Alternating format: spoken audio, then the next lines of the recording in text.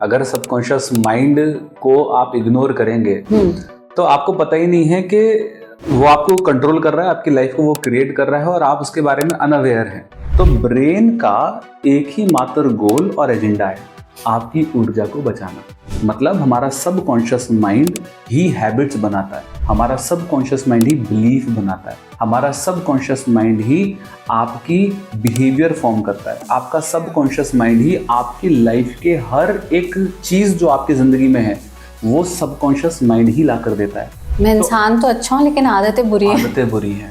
Belief इतने strong होते हैं कि आप किसी की जान ले भी सकते हैं और जान दे भी सकते हैं। जब तू वो करेगा जो मैं चाहता हूँ तो तुझे वो मिलेगा जो तू चाहता है। जो ईर्ष्या रखते हैं, जलन भाव रखते हैं, उनसे दूरी बनाएं और अपना, इससे बेटर है कि आप अकेले कमरे में रहें, पूरा कंसंट्रेशन करें, फोकस करें और अब मन में ये ध्यान लगाएं कि ये रिंग अब राउंड राउंड सर्किल सर्किल हो रही है।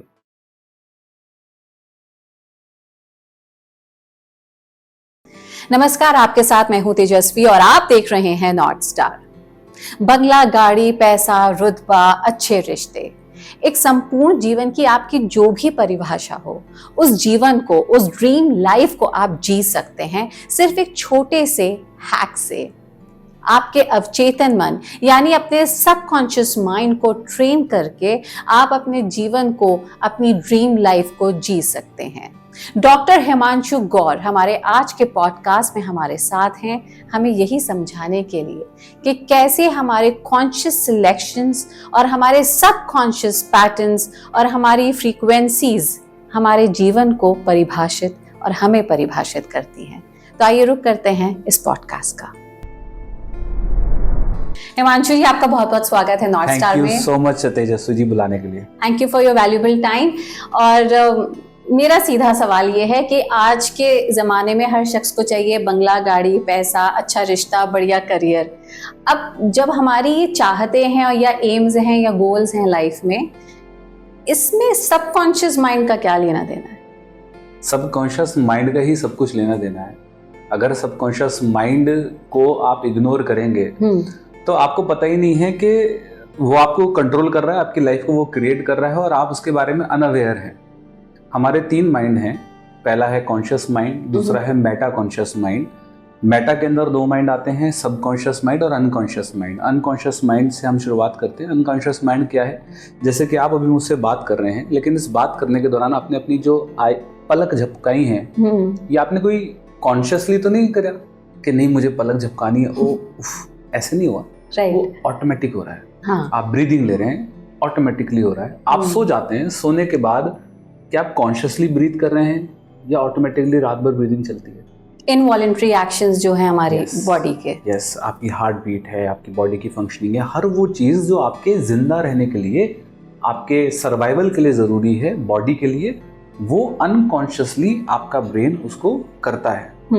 आप उसको कॉन्शियसली नहीं कर रहे हैं, अनकॉन्शियसली हो रही है, राइट? उसको करने में एक एनर्जी खर्च होती है।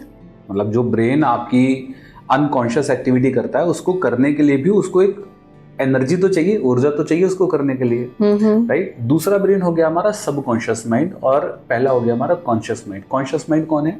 कॉन्शियस माइंड वो माइंड है जो एक्टिव स्टेट है। एक्टिव स्टेट मतलब जब अब हम और आप बात कर रहे हैं, ये है अवेचक मन। तो मतलब हम कॉन्शियसली बात कर रहे हैं, एक्टिव स्टेट में बात कर रहे हैं। हमारे विचारों की जो फ्रीक्वेंसी है लगभग 14 हर्ट्ज से लेकर 21 हर्ट्ज पर सेकंड इस समय हमारे ब्रेन में है। राइट? और जब आप कॉन्शियसली किसी भी काम को करते हैं तो सबसे ज्यादा ऊर्जा आपकी लगती है। अच्छा, लेट्स टेक एन एग्जांपल। जब एक ह्यूमन बीइंग बॉर्न होता है, एक बेबी बॉर्न होता है, इस दुनिया में आता है, उसको कुछ नहीं आता। वो खाना खाना भी सीख रहा होता है। ठीक है। तो आप बच्चे को क्या करती है? माँ, मैं अपने हाथ से खिलाऊंगी। हाँ। ठीक है, ले मेरे बच्चे तू हाथ से खा। और इवन 3 साल 5 साल तक एक माँ, एक पिता अपने बच्चे को हाथ से खाना खिलाते हैं। राइट? क्यों? क्योंकि वो खुद नहीं खा सकता। हालांकि वो जिद करता है कि नहीं मम्मा मेरे को खुद खाना है, हाँ मम्मी मेरे को खुद खाना है। हाँ। लेकिन हम अनइंटेंशनली अपने बच्चे को ही कहीं ना कहीं डिपेंडेंसी की तरफ लेकर जाते हैं और कहते हैं नहीं तू गिराएगा, तू गंदगी करेगा, इससे बढ़िया मैं तेरे को खिला देता हूँ। या हम अपने बच्चे को कहते हैं ले मैं टीवी तुम्हारे लिए चला देती हूँ या फोन हाथ में पकड़ ले और मैं तुझे खाना खिलाती रहूँ। क्यों? क्योंकि माँ के लिए जरूरी पता है क्या है कि वो खाना पूरा खाए, जल्दी से खाना खाए और कंप्लीट करे और मैं फ्री हो जाऊं। लेकिन अगर उनको ये बात नहीं पता कि आपके एक बार के किए हुए एक्शन अगर रिपीटेडली आप वो करेंगे तो वो सबकॉन्शियस माइंड के अंदर पैटर्न्स स्टोर हो जाएंगे। क्यों हो जाएंगे उसको मैं साइंस अभी आपको बताऊंगा। तो आपने बताया कॉन्शियस, फिर मेटा कॉन्शियस, जिसमें दो हैं, सबकॉन्शियस एंड अनकॉन्शियस। तो अभी तो अनकॉन्शियस आपने बताया जो इनवॉलंटरी एक्शंस होते हैं, ठीक है। कॉन्शियसली जो हम काम कर रहे हैं, इंटेंशनली कर रहे हैं, एक्टिवली कर रहे हैं और कॉन्शियसली कर रहे हैं, ठीक है। सबकॉन्शियस पे आप आ रहे हो, ठीक है। तो हमने उसको खाना खिलाना शुरू किया या उस बच्चे ने जब खुद से खाना खाना शुरू किया तो पहले खाना खाने में उसको बहुत एनर्जी लगेगी। Let's take an example. हम सब लोग अपनी लाइफ में कोई भी काम कभी ना कभी पहली बार करते हैं। हाँ। ये पॉडकास्ट भी आपने कभी ना कभी पहला शूट तो किया होगा। बिल्कुल। तो जब पहला शूट होगा, पहला कैमरा सेटअप होगा, पहला लाइट सेटअप होगा या इवन भी पहला पॉडकास्ट जब शूट होगा तो आपकी बहुत एनर्जी उसको करने में लगी होगी। कि लाइट कहाँ होनी चाहिए, फ्रेम कहाँ होनी चाहिए, एडिटिंग कैसी होनी चाहिए, क्वेश्चन कौन सा होना चाहिए, गेस्ट कौन सा आना चाहिए। राइट। हम जब पहली बार साइकिल चलाना सीखते हैं तो हमारी उसको चलाने में बहुत अटेंशन लगती है। हम कार जब चलाना सीखते हैं पहली बार बहुत एनर्जी आपकी लगती है। इवन मैं आपकी यहाँ पर लोकेशन पे आया तो मेरे लिए it is a very new place for mind. तो मुझे नहीं पता कि ये आपका स्टूडियो सेटअप कहाँ पर है जी। तो अगर मैं अपने ऑफिस की लोकेशन पे जा रहा हूँ या अपनी फैमिली लोकेशन पे जा रहा हूँ तो मैं 4 काम उसके साथ में एडिशन कर सकता था। बिल्कुल। मैं 4 कॉल कर सकता था, मैं किसी से बात कर सकता था या मैं कुछ भी कर सकता था। लेकिन यहाँ पर आने में 15 मिनट बिफोर मैंने कोई कॉल्स नहीं करे। क्यों? क्योंकि मेरे लिए ज्यादा इंपॉर्टेंट है कि लेफ्ट काम मुड़ना है, राइट काम मुड़ना है, क्योंकि उसको करने में मेरे ब्रेन की कॉन्शियस एनर्जी, कॉन्शियस इफर्ट जा रहा है। ठीक है। तो जब हम कोई भी काम को पहली बार करते हैं वो काम हम कॉन्शियसली करते हैं। लेकिन एक सबसे बड़ी दिक्कत ये है, सबसे बड़ा चैलेंज ये है कि यूनिवर्स ने हम सबको, आपको, मुझको और हर ह्यूमन बीइंग को जो इस प्लेनेट पर है उनको एक चीज लिमिटेड दी है। अच्छा। और वो चीज है आपकी एनर्जी। जब आप मॉर्निंग में उठते हैं तो you wake up with a ट्रेमेंडस amount of energy कि आज मैं अपने सारे गोल्स, अपने सारे टास्क, अपने सारे जो आज मेरे को करना है काम वो मैं कंप्लीट कर लूंगा। बट इन द इवनिंग वो एनर्जी डिप्लीट होती है और आप कहते हैं अरे बस यार कहीं नाइट आउट पे चलते हैं या कहीं रिलैक्स मोड में जाते हैं। आप रात तक आते आते, शाम ढलते ढलते, अक्सर आपने सुना होगा कि 8 बजते ही इंसान अपने मोड में आ जाता है। तो वो एनर्जी डिप्लीट हुई, एनर्जी नींद भी आ रही होती है 9 साढ़े 9 बजे आप थक जाते हैं। तो इसका मतलब ये है कि यूनिवर्स ने एवरी मॉर्निंग आपको एक लिमिटेड एनर्जी दी है, लाइक योर मोबाइल फोन। आप जब मोबाइल फोन को चार्ज करते हैं तो लिमिटेड एनर्जी मिली है, वो बिना चार्जिंग के एक लिमिटेड अमाउंट ऑफ टाइम तक ही चल सकता है। Right. It's totally up to you which application you have to use in that particular energy. एक लिमिटेड एनर्जी है, यूट्यूब देख लो या तो व्हाट्सएप वीडियो कॉल कर लो या फिर आप गूगल मैप पे यूज कर लो या कॉल पे यूज कर लो। एप्लीकेशन तो 100 सैकड़ों है उसके अंदर। एग्जैक्टली। लेकिन आपके पास एक लिमिटेड बैटरी है जिसको आपको यूज करना है। हाँ। तो ब्रेन का एक ही मात्र गोल और एजेंडा है। अच्छा। आपकी ऊर्जा को बचाना, आपकी एनर्जी को बचाना। ओके। ठीक है। ठीक है। क्यों बचाना? क्योंकि अगर वो ऐसा नहीं करेगा तो हर काम को करने में जो काम उसने कल किया था खाना खाने का, सेम काम को अगर आज करेगा तो फिर से उसको वही एनर्जी लगानी पड़ेगी जो उसने कल लगाई थी। ठीक है। तो पर वो एनर्जी तो लग रही होगी ना, जैसे मेरी जो एनर्जी कल लगी खाना खाने में, सेम अमाउंट ऑफ एनर्जी आज लगेगी। उतनी एनर्जी नहीं लगी। आपका माइंड कॉन्शियसली नहीं कर रहा है उस काम को। आप कभी नोटिस करिएगा जब खाना खाते वक्त फोन आता है तो आप ऐसे करते हुए बात कर रहे हैं, खाना या ईयरफोन लगा रखे हैं आपने, आपका बात भी चल रही है और आप खाना भी खा रहे हैं। आप ये कहना चाह रहे हो कि जिन टास्क में हम सीजन हो चुके हैं वो हम इकट्ठे एक बार मल्टीटास्क भी कर लेते हैं। yes. अगर वो नई टास्क नहीं है हमारे। नए टास्क नहीं है। तो पहले आप सिर्फ कार चलाते थे, अब आप कार चलाते हुए सामने वाली लड़की को भी देख लेते हो। ठीक है। या लड़के को देख लेते हो। राइट। ठीक है। या आप फोन पे बात कर लेते हो, हाँ। या आप कुछ खाना खा लेते हो, हाँ। ठीक है। लेकिन पहले आप क्या करते थे जब नई नई चलाई थी, मेरे से बात मत कर, मुझे उस पे फोकस करना है। क्यों? क्योंकि आप पहली बार कर रहे हैं, it is new for your brain, it is not familiar for your brain, इसलिए वो कॉन्शियसली उस काम को कर रहा है। So what is subconscious mind? Subconscious mind वो माइंड है जो पहले कभी कॉन्शियस था,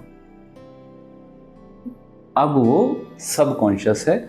मतलब हमारा सबकॉन्शियस माइंड ही हैबिट्स बनाता है, हमारा सबकॉन्शियस माइंड ही बिलीफ बनाता है, हमारा सबकॉन्शियस माइंड ही आपकी बिहेवियर फॉर्म करता है, आपका सबकॉन्शियस माइंड ही आपकी लाइफ के हर एक चीज जो आपकी जिंदगी में है वो सबकॉन्शियस माइंड ही ला कर देता है। बेसिकली हमने जिन कार्यों को साध लिया वो अब सबकॉन्शियस हो गए। यस, हम ऑटोमेशन पे चले गए। ऑटोमेशन पे चले गए, ठीक है। तो सबकॉन्शियस माइंड ये क्यों ऑटोमेशन पर लेकर जा रहा है? वो इसलिए लेकर जा रहा है ताकि आप और नए टास्कों को कर सकें। ये तो अच्छी बात है। अच्छी बात है, बिल्कुल अच्छी बात है। अगर ये नहीं होगा तो आप तो दिन के अंदर 5 ही काम कर पाएंगे, 6ठे काम में आप बोलेंगे मैं तो थक गया, क्योंकि आपने बताया नया टास्क ज्यादा एनर्जी लगेगी। तो अब आप न्यू टास्क को लर्न करने में कॉन्शियस एफर्ट लगा सकते हैं, नई स्किल को सीखने में आप कॉन्शियस एफर्ट लगा सकते हैं, राइट। लेकिन इसमें एक प्रॉब्लम है, इसमें एक चैलेंज है। चैलेंज ये है कि ब्रेन को इस बात का डिफरेंस नहीं पता, इस बात का अंतर नहीं पता कि what is positive what is negative. उसके लिए हर एक चीज बराबर है। तो आप अगर नेगेटिव कोई काम कर रहे हैं तब भी वो ऑटोमेट कर देगा, पॉजिटिव कर रहे हैं तब भी वो ऑटोमेट कर देगा। So whenever you are talking negative it also automate, whenever you are talking positive it's also automate। मैं इंसान तो अच्छा हूँ लेकिन आदतें बुरी हैं। आदतें बुरी हैं। तो आदतें से क्या बनता है? हैबिट से बनते हैं आपके एक्शंस, और एक्शन से बनती है आपकी लाइफ। तो जब हम बोलते हैं ना आदतें, हैबिट, तो हैबिट ब्रेन बनाता ही इसलिए है ताकि वो आपकी एनर्जी को बचा सके। ओके, ठीक है। मतलब बार बार उसको डिसाइड नहीं करना ना कि उसको क्या करना चाहिए। Let's take an example. आपने किसी को पैसा उधार दिया, ठीक है, किसी ने आपसे 1 लाख रुपए मांगे, आपका फ्रेंड था, बोला यार नीड है, चल दे देते हैं इसको, ठीक है। आपने 1 लाख रुपए दे दिए। अब हुआ क्या, जब आपने उससे मांगे कि यार मुझे नीड है, प्लीज मेरे पैसे वापस कर दो, वो बोला यार मैं कर दूंगा अभी लेकिन नहीं है मेरे पास। ठीक है, 1 महीना गया, 2 महीना गया, साल भर गया, 2 साल गया, आपको समझ में आ गया कि यार पैसे अब नहीं आने वाले, ठीक है। एक फ्रेंड का फिर फोन आया, वो भी थोड़ा प्रॉब्लम में था, उसने कहा यार तेजस्वी पैसे दे दो। कुछ देर तो आपने सोचा यार पहले दिए थे वो तो आए नहीं, लेकिन ये थोड़ा सा डिफरेंट है, चल इसको दे देती हूँ। आपने उसकी भी हेल्प कर दी।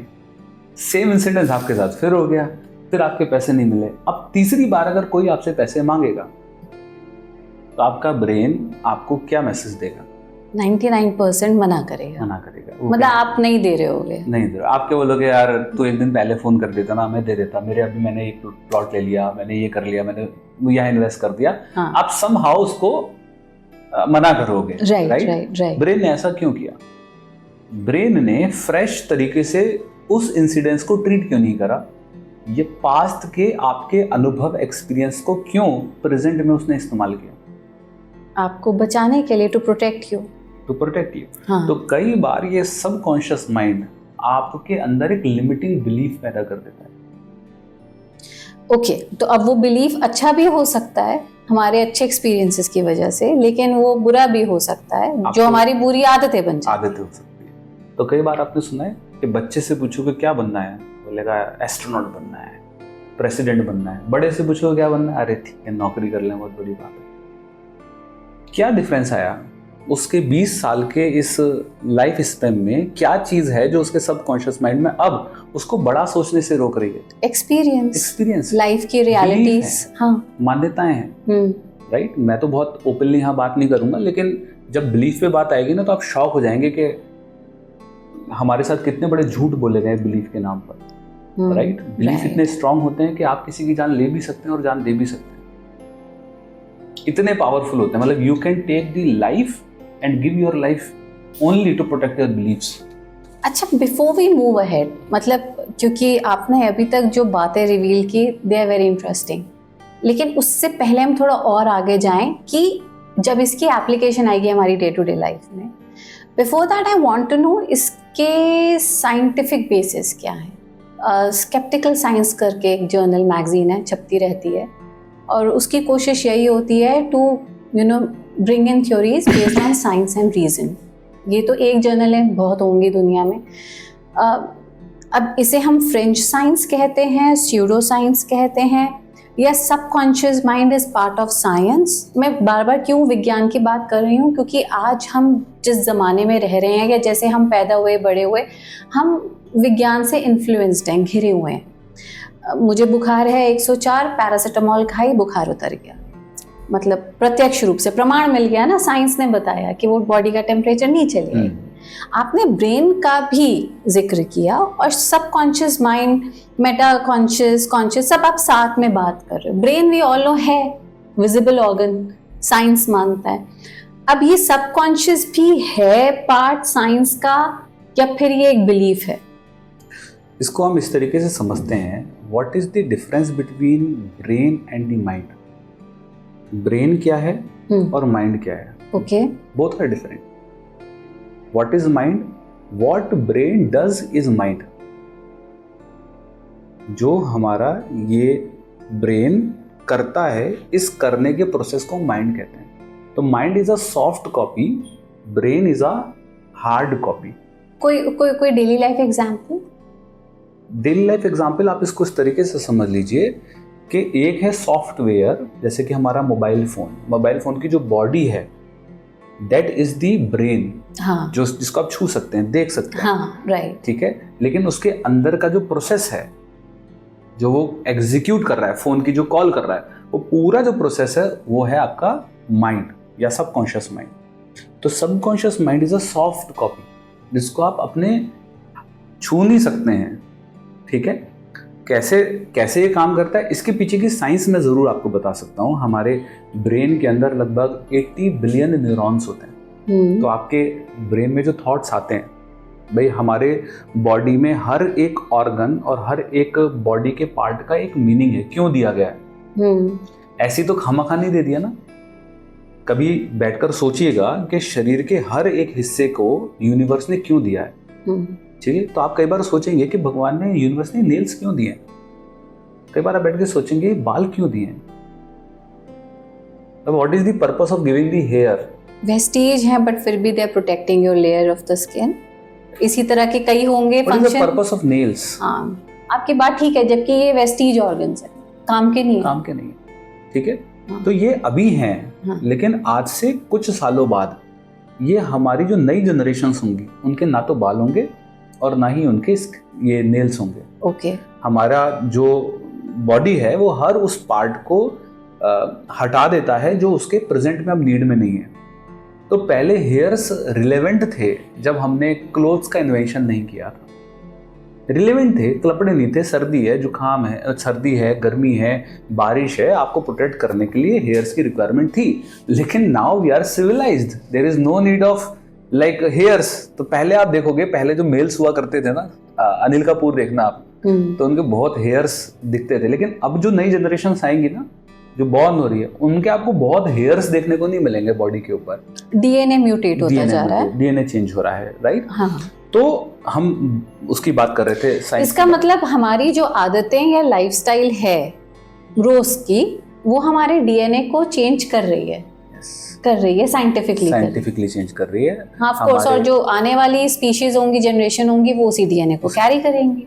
तो जो हेयर लॉस की प्रॉब्लम है, ये आगे और बढ़ेगी अगर आप एक्सेप्टेंस लेकर नहीं आए कि I am okay without hair, right. तो दिक्कत ही आने वाली है आपको। ठीक है। क्योंकि हेयर तो बॉडी हटा रही है ना, वो अपने पार्ट से हटा रही है, बोले आपको नीड ही नहीं है ना हेयर की, क्यों उसको कैरी करके चलना। उसका कोई रिलेवेंट यूज ही नहीं है। एसी के अंदर बैठते हैं आप, क्लोथ्स वियर करते हैं आप, सर्दी गर्मी आपको इफेक्ट नहीं करती, एक टेम्परेचर मेंटेन करके रखते हैं आप, तो इसका कोई रिलेवेंट नहीं बनता। तो हम ब्रेन की बात कर रहे थे। हमारे ब्रेन में 80 बिलियन न्यूरॉन्स हैं। ओके। तो हमारे हर बॉडी के पार्ट का एक यूज है। जैसे कि दिल का काम है, हार्ट का काम है ब्लड को पंप करना और सर्कुलेट करना, राइट। ठीक है। लीवर का एक काम है, किडनी का एक काम है। हमारे ब्रेन का क्या काम है? इन सारे फंक्शंस को कंट्रोल करना। ब्रेन का काम है थॉट्स प्रोड्यूस करना। विचार प्रोड्यूस करना, उसका यही तो काम है, तो वो तो यही करेगा। विचार कैसे आते हैं? विचार आते हैं जब हमारे ब्रेन में 80 बिलियन न्यूरॉन्स हैं। न्यूरॉन्स कैसा होता है, जैसे कि आप एक पेड़ की जड़ देखते होंगे, रूट देखते होंगे, तो रूट की जो लेयर्स होती हैं उसी तरीके से न्यूरॉन्स होते हैं। मतलब रूट लाइक जो स्ट्रक्चर होता है वैसा न्यूरॉन्स होता है, और ये 80 बिलियन है हमारे दिमाग में। और ये 80 बिलियन न्यूरॉन्स एक दूसरे से जुड़े हुए नहीं होते, अटैच नहीं होते, थोड़े से गैप में होते हैं। इस गैप को बोलते हैं सिनेप्टिक गैप। और लेयर ऑफ द न्यूरॉन को बोलते हैं डेंड्राइट्स। तो there are 20 billions of dendrites which are separated with a gap of synaptic gap, and whenever you feel positive or negative, some kind of hormone release in your neurons. ठीक है, there are two kind of hormones, आप जानते ही होंगे, happy hormones and the sad hormone, जिसको हम कहते हैं DOSE. DOSE is the happy hormone.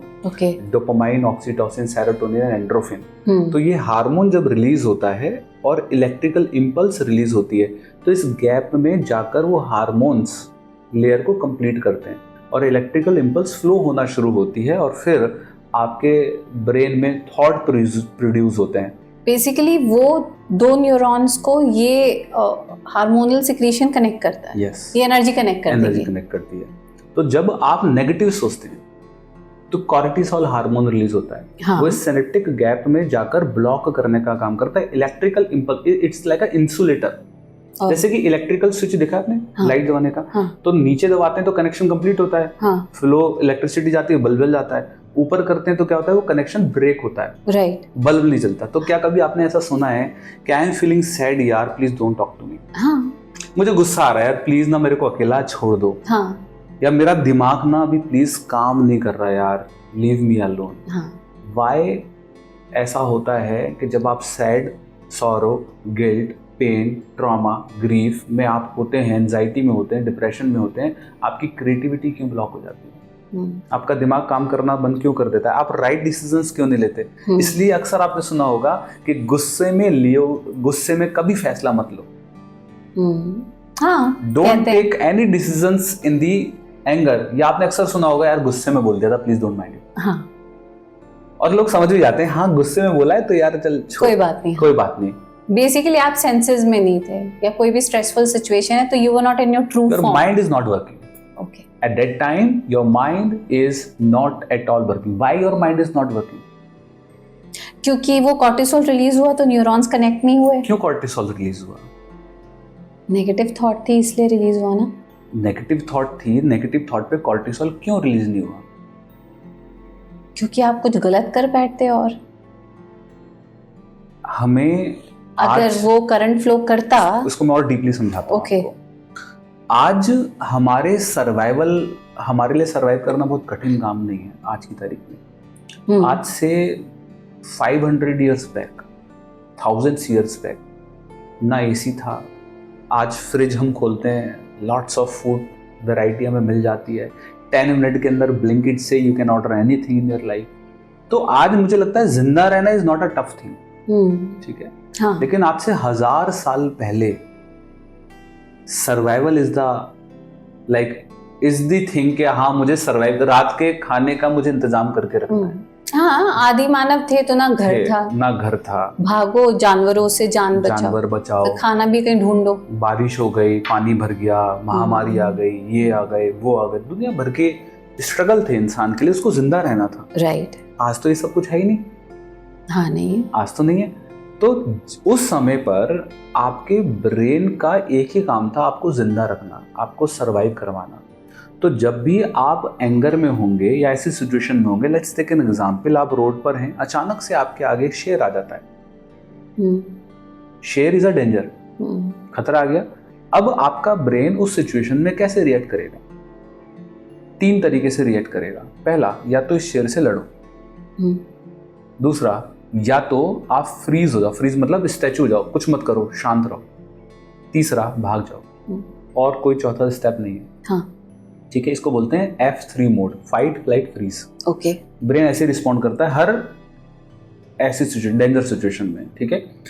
तो ब्रेन का काम क्या है कि अब शेर सामने है, तुझे जिंदा रहना है। जिंदा रहने के लिए वो आपकी PFC प्री फ्रंटल कॉर्टेक्स जो कि इंटेलिजेंस के लिए ज़रूरी होती है उसको शट डाउन करेगा, और उस एनर्जी को जो इंटेलेक्ट के लिए आपका ब्रेन को चाहिए होती है, उस एनर्जी को वो आपके हैंड्स में, आपकी लेग्स में शिफ्ट करेगा।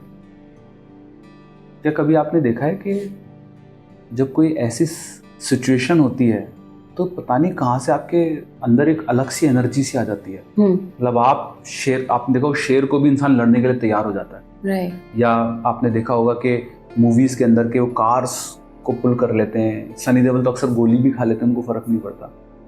ये सबकॉन्शियस कर रहा है, लेकिन क्या आपका माइंड कर रहा है। कॉन्शियस नहीं बोलेंगे, सबकॉन्शियस बोलेंगे। हाँ, पर क्या इसमें एक पैराडॉक्स है कि हम एक तरफ तो कह रहे हैं कि हम जो चीज़ निरंतर करेंगे वो हमारी हैबिट पैटर्न बनेगा, सबकॉन्शियस बन जाएगा। जैसे आपने बोला आज कॉन्शियस है, कल सबकॉन्शियस है, क्योंकि मैं कर चुकी हूँ बार बार।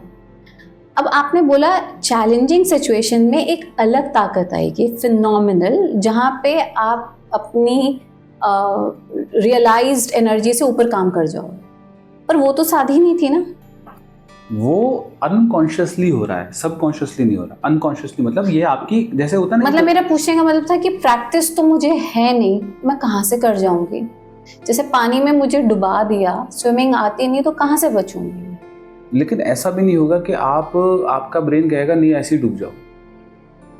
अच्छा, हाथ पैर मारोगे आप। हाथ पैर तो आप ये आता तो नहीं था ना आपको, लेकिन आप ऐसा तो नहीं होगा ना कि फेंक दिया चलो मैं डूब गया। आप शाउट करोगे, आप रिएक्ट करोगे। आपका जो सर्वाइवल इंस्टिंक्ट है, ट्रेनिंग भले ही नहीं मिली, हाँ, लेकिन जो आपके अनकॉन्शियस माइंड के लिए जरूरी है आपको जिंदा रखने के लिए, वो स्टेप और एनर्जी तो वो करेगा। और ये सभी के अंदर है। मतलब ऐसा नहीं है कि मेरे अंदर है, ये आपके अंदर भी ऑटोमेटिकली है। वो बात अलग है कि आपको कभी नीड नहीं पड़ी। हाँ, नीड कभी पड़ेगी तो सबको अनकॉन्शियस माइंड उसको करेगा। ठीक है। तो हमारी जो बात हो रही थी वो ये हो रही थी कि ब्रेन ऐसा क्यों करता है डेंजर सिचुएशन में या एंगर में, हमारा ब्रेन शट डाउन क्यों हो जाता है। वो PFC प्री फ्रंटल कॉर्टेक्स को शट डाउन करके उस ऊर्जा को कहाँ देता है, हाथों और पैरों के अंदर देता है। तो क्या आपने ऐसा देखा है कि जो लोग बहुत ज्यादा गुस्सा करते हैं, छोटी छोटी बात पे गुस्सा करने लग जाते हैं, एंगर करने लग जाते हैं, फ्रस्ट्रेटेड रहते हैं, कंप्लेन ब्लेम मोड में रहते हैं, वो ज़्यादा जल्दी बीमार पड़ते हैं। उनको हार्ट अटैक के चांस ज़्यादा हो जाएंगे, उनको डायबिटीज़ के चांस ज़्यादा हो जाएंगे। तो अक्सर आपने सुना होगा कोई तनाव रहता होगा इनको।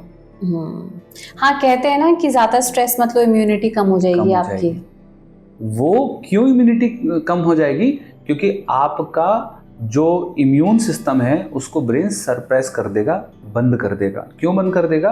वो इसलिए बंद कर देगा, उसको लगेगा उससे ज्यादा जरूरी है आपके लिए कुछ और चीज को रिस्पॉन्ड करना। हाँ, राइट। क्योंकि अब मेरे सर्वाइवल की बात आ गई है तो मैं बाद में क्रिएटिविटी सोच लूंगा, पहले बचा तो खाना बाद में पचाऊंगा ना। हाँ, पहले भाग लूं यहाँ से। एग्जैक्टली। ठीक है। तो एक्चुअली ये जो सवाल हमारा आया, हम वापस उस बात पे रिग्रेस कर जाएंगे कि प्रमाण कहाँ है, वैज्ञानिक। तो आपने बताया कि वैज्ञानिक प्रमाण यूं है कि आपका ब्रेन आपका हार्डवेयर है, और ये जो सारी आप क्रियाएं सोच रहे हैं, बोल रहे हैं, जिसे हम पकड़ नहीं सकते, देख नहीं सकते इन द मैटर फॉर्म, वो हमारी हो गई सबकॉन्शियस। बहुत सारी रिसर्च हैं, आप जाएंगे तो रिसर्च भी मिलेगी।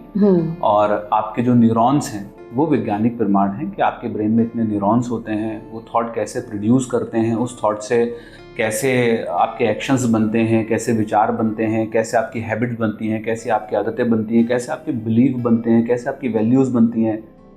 अच्छा, कोई स्केप्टिक, जैसे मैंने पूछा ना, कोई साइंटिफिक स्केप्टिक अगर ये सवाल पूछ रहा भी होगा कि ये फ्रिंज साइंस है, स्यूडो साइंस है, इसकी रियलिटी नहीं है विज्ञान में या है, पर वो इस बात को नहीं नकार पाएगा ना कि थॉट तो होती है, विचार तो होते हैं ना। ब्रेन अगर हमें दिखता है scientifically in the matter form, but हम इस बात को तो नहीं डिनाई कर पा रहे ना कि थॉट भी तो है। हाँ, हम थॉट देख नहीं सकते, पकड़ नहीं सकते, पर है तो सही। है तो सही। ये कौन सोच रहा है? ये कोई तो है ना जो थॉट आ रहे हैं। ये थॉट तो आप ही के ब्रेन प्रोड्यूस कर रहा है, उसका काम है। अब दिल का काम है कि ब्लड को सर्कुलेट करना, इसका क्या वैज्ञानिक प्रमाण लोगे? तो आपके ब्रेन का काम है थॉट प्रोड्यूस करना, राइट। ब्रेन का काम है बॉडी को कंट्रोल करना, बॉडी को कमांड करना, और वो ही सब कुछ कर रहा है। आपके ब्रेन के बिना ये हाथ ऐसे मूव नहीं कर सकता। और हाँ, नहीं कर सकता। आपकी लाइफ, हर व्यक्ति जो पैदा होता है, पैदा होने के साथ एक समान है, लेकिन जब वो लाइफ में कुछ बनता है तो सब अलग अलग कैसे बन जा रहे हैं। किसी की लाइफ में बुरा हो रहा है, किसी की लाइफ में अच्छा हो रहा है, कोई स्ट्रगल कर रहा है, कोई अमीर बन गया, किसी की सेहत खराब है, किसी की ज़िंदगी में रिलेशन इश्यूज हैं। ऐसा क्यों हो रहा है कि सबकी ज़िंदगी में अलग अलग है? क्योंकि सबका थॉट प्रोसेस अलग है, तो उसका सबकॉन्शियस या पैटर्न अलग हो गए। हाँ। तो क्या हम इसको अपनी डे टू डे लाइफ में इम्प्लीमेंट करें? आपने बोला ना कि क्या वजह है कि सबकी अलग अलग लाइफ है, तो क्या ये सच में अब रूटेड है सबकॉन्शियस में? मतलब मैं जो भी आज मैं कर रहा हूँ, हो रहा है मेरे साथ या होने वाला है, वो मेरे सबकॉन्शियस में। आप इसको इस तरीके से समझिए, सबकॉन्शियस माइंड, बहुत सिंपल लैंग्वेज में समझाता हूँ। सबकॉन्शियस माइंड आपके घर का वो रामू काका है जो आपके घर में काम करता है। रामू काका कौन है? रामू काका वो व्यक्ति है जिसको आप कहते हैं कि कॉफी ला के दो, आप कहते हैं नीचे सामान रख आओ, आप कहते हैं मेरे लिए खाना बना दो। उसको आप जो भी काम देंगे वो कहेगा जी मैडम बताइए क्या हुक्म है आपका, जो मैं कर देता हूँ। It is like your servant. Okay. तो आप जब रात को ये कह के सोते हैं अपने सर्वेंट को कि मुझे सुबह फ्लाइट पकड़नी है, मुझे जल्दी उठा देना, आप अलार्म लगाते हैं 5 बजे का। कितनी बार आपने एक्सपीरियंस किया है कि आपकी आंख 5 मिनट पहले या 10 मिनट पहले ऑटोमेटिकली खुल जाती है? हाँ, मुझे याद है बचपन में मम्मी कहती थी तकिए को बोल के सोना, मुझे ना सुबह उठना है इतने बजे, उठ जाओगे, और हम उठ भी जाते थे। ये तो बहुत पुरानी बात है, अभी भी याद है बचपन में बोलती थी। तकिए को नहीं बोल के सोया आप अपने सबकॉन्शियस माइंड को बोलकर सोए कि this is your task, I am sleeping, wake me up in the morning at the 5 AM। It means your subconscious mind का काम है कि जो उसके ओनर ने कहा है वो उसको कर ला कर देना। तो फिर ऐसा क्यों होता है कि मैंने बड़ी मेहनत की फलानी चीज को अचीव करने के लिए, मतलब इमेंस हार्ड वर्क, कोई कमी नहीं छोड़ी, मिला नहीं, लेकिन रिजल्ट आप कॉन्शियसली सबकॉन्शियसली दिन रात उसी कार्य के लिए लगे हुए हैं कि ये मेरा टारगेट है, अचीव करना है। तो जब आपके ब्रेन के वो सारे न्यूरॉन सो कॉल्ड जो आपने अभी हमें समझाए, हर एक ब्रेन फंक्शन, आपकी पूरी आइडेंटिटी उस काम के पीछे ही लग गई है, तो फिर वो फलित क्यों नहीं हुआ? आप इसको ऐसे समझिए कि आप किसी काम को दिन रात कर रहे हैं, ठीक है, लेट्स टेक एन एग्जांपल, हम पॉडकास्ट को कर रहे हैं जी, दिन रात कर रहे हैं। हाँ। जब भी हम किसी भी चीज को करते हैं, even the single action have a expectation behind it. कोई भी आप एक्शन करते हैं, ह्यूमन बीइंग सबसे सेल्फिश स्पीशीज है। हाँ, रिवॉर्ड चाहिए उसको, तो कुछ चाहिए ना बदले में। ठीक है, अब उसको व्यूज चाहिए, उसको सब्सक्राइबर चाहिए, उसको कोलैबोरेशन चाहिए, उसको कुछ ना कुछ तो चाहिए। हर एक एक्शन के पीछे एक एक्सपेक्टेशन है, ठीक है, और एक एक्सपेक्टेशन का एक टाइम टेन्योर है। ओके, कि मुझे ये इतने टाइम में चाहिए। ठीक है, तो जब कोई भी व्यक्ति हार्डवर्क कर रहा है किसी भी एक्शन के लिए, तो उसकी एक एक्सपेक्टेशन है उस हार्डवर्क के रिटर्न में कि मुझे इस हार्डवर्क के बदले में ये मिलना चाहिए। हाँ। लेकिन मिलना चाहिए के साथ में टेन्योर भी है। 1 साल में मिलना चाहिए, 2 साल में मिलना चाहिए, 3 साल में मिलना चाहिए, 10 साल में मिलना चाहिए, 15 साल में मिलना चाहिए, 20 साल में मिलना, एक टेन्योर है ना, मैं कब तक वेट कर सकता हूँ उसका। हाँ, राइट, ठीक है। हाँ। तो प्रॉब्लम कहाँ है? प्रॉब्लम यहाँ पर है कि वो जो टेन्योर है आज की तारीख में वो बहुत शॉर्ट है। जब आप किसी भी थॉट को प्रोड्यूस करते हैं और किसी भी एक्शन को करते हैं किसी रिजल्ट को पाने के लिए, वो ऑलरेडी इस यूनिवर्स के अंदर प्रेजेंट है। तो आपने तो सबकॉन्शियस भी लगा दिया ना? लगा दिया, वो तो सर्वेंट था जो दे रहा था सब कुछ। लेकिन इसके पीछे आपको ये समझना पड़ेगा कि जब आपने पहली बार अपना खाना खाया तो एक बार के खाने में तो सीख नहीं गया ना सबकॉन्शियस में। ऐसा तो नहीं हुआ ना कि आपने एक बार खाया और गाड़ी चलाना सीख गए, एक बार चलाई और गाड़ी सीख गई आप ना, ऐसा हुआ था क्या? तो सबकॉन्शियस माइंड की लैंग्वेज है रिपीटिशन। आप पॉजिटिव भी सोचते हैं, आप नेगेटिव भी सोचते हैं। सबकॉन्शियस माइंड कैसे डिफरेंशिएट करे कि क्या चीज आपके लिए जरूरी है, क्या लाना है, क्या नहीं लाना। कितना गड़बड़ हो जाएगा आपके दिन में अगर 60,000 विचार आते हैं, उसमें से 80% विचार नेगेटिव होते हैं। हाँ। अगर सबकॉन्शियस माइंड सारे विचारों को एग्जीक्यूट कर देना तो बैंड बज जाएगी हमारी जिंदगी की। तो फिल्टर कौन कर रहा है? सबकॉन्शियस। फिल्टर आप ही करते हैं। फिल्ट्रेशन आप ही करते हैं, ब्रेन को आप ही बताते हैं which is important for me, which is not important for me. पर आप अपने ब्रेन को ये कहाँ बोल रहे होंगे कि मैंने तो ये हार्डवर्क किया, मुझे रिजल्ट चाहिए, मैं कहाँ खुद बोलूंगी नहीं अभी मत देना, रुक जाओ। आप बोलते हैं, ये तो प्रॉब्लम है, आपको पता ही नहीं कि आपके सबकॉन्शियस माइंड के लैंग्वेजेस क्या हैं, आप कैसे उससे कम्युनिकेट करते हैं। You are totally unaware about it. मुझे एक बात आपकी पकड़ में आ गई कि आपने बताया कि आप रिपीटेडली जो करोगे वो होगा इन टर्म्स ऑफ कि आपको वो सही दिशा में मिले, like as a proper timing पे, प्रॉपर नेचर में, प्रॉपर फॉर्म में मिलेगा आपको जब आप उस निरंतर उस कार्य को करेंगे। और एक और आपने बात बोली कि आपका जो सबकॉन्शियस माइंड है उसके पास एक टाइमलाइन है, तो वो टाइमलाइन पे ही वो चीज आएगी। सबकॉन्शियस माइंड के पास टाइमलाइन नहीं है, टाइमलाइन आप डिसाइड करते हैं। ठीक है, एक्चुअली आप इसको इस तरीके से समझिए, इस यूनिवर्स में हर एक चीज जो मौजूद है, money, health, relation, name, fame, सफलता, असफलता, हर एक चीज, आमजन को यही चाहिए। हर एक चीज जो भी इस यूनिवर्स के अंदर आपको चाहिए, materialistic, emotional wise, psychology wise, health wise, हर एक चीज इस यूनिवर्स के अंदर अपनी एक फ्रीक्वेंसी पर ऑपरेट कर रही है। इस दुनिया में हर एक चीज की अपनी ऊर्जा है और अपनी एनर्जी है। मैं नहीं कहता, डॉक्टर मैक्सवेल कहते हैं इसको कि हर एक चीज की ऊर्जा है।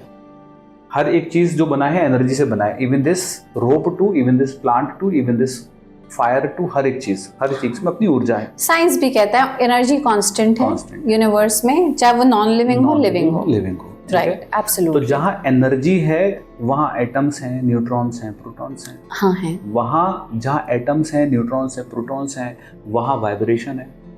हाँ, ठीक है। हाँ। जहाँ वाइब्रेशन है वहाँ फिक्शन है। जहाँ फिक्शन है वहाँ कम्युनिकेशन है, फ्रीक्वेंसीज है। जहाँ फ्रिक्शन है वहाँ फ्रीक्वेंसी है, और जहाँ फ्रीक्वेंसी है वहाँ कम्युनिकेशन है। तो हर एक चीज की इस यूनिवर्स में अपनी फ्रीक्वेंसी है।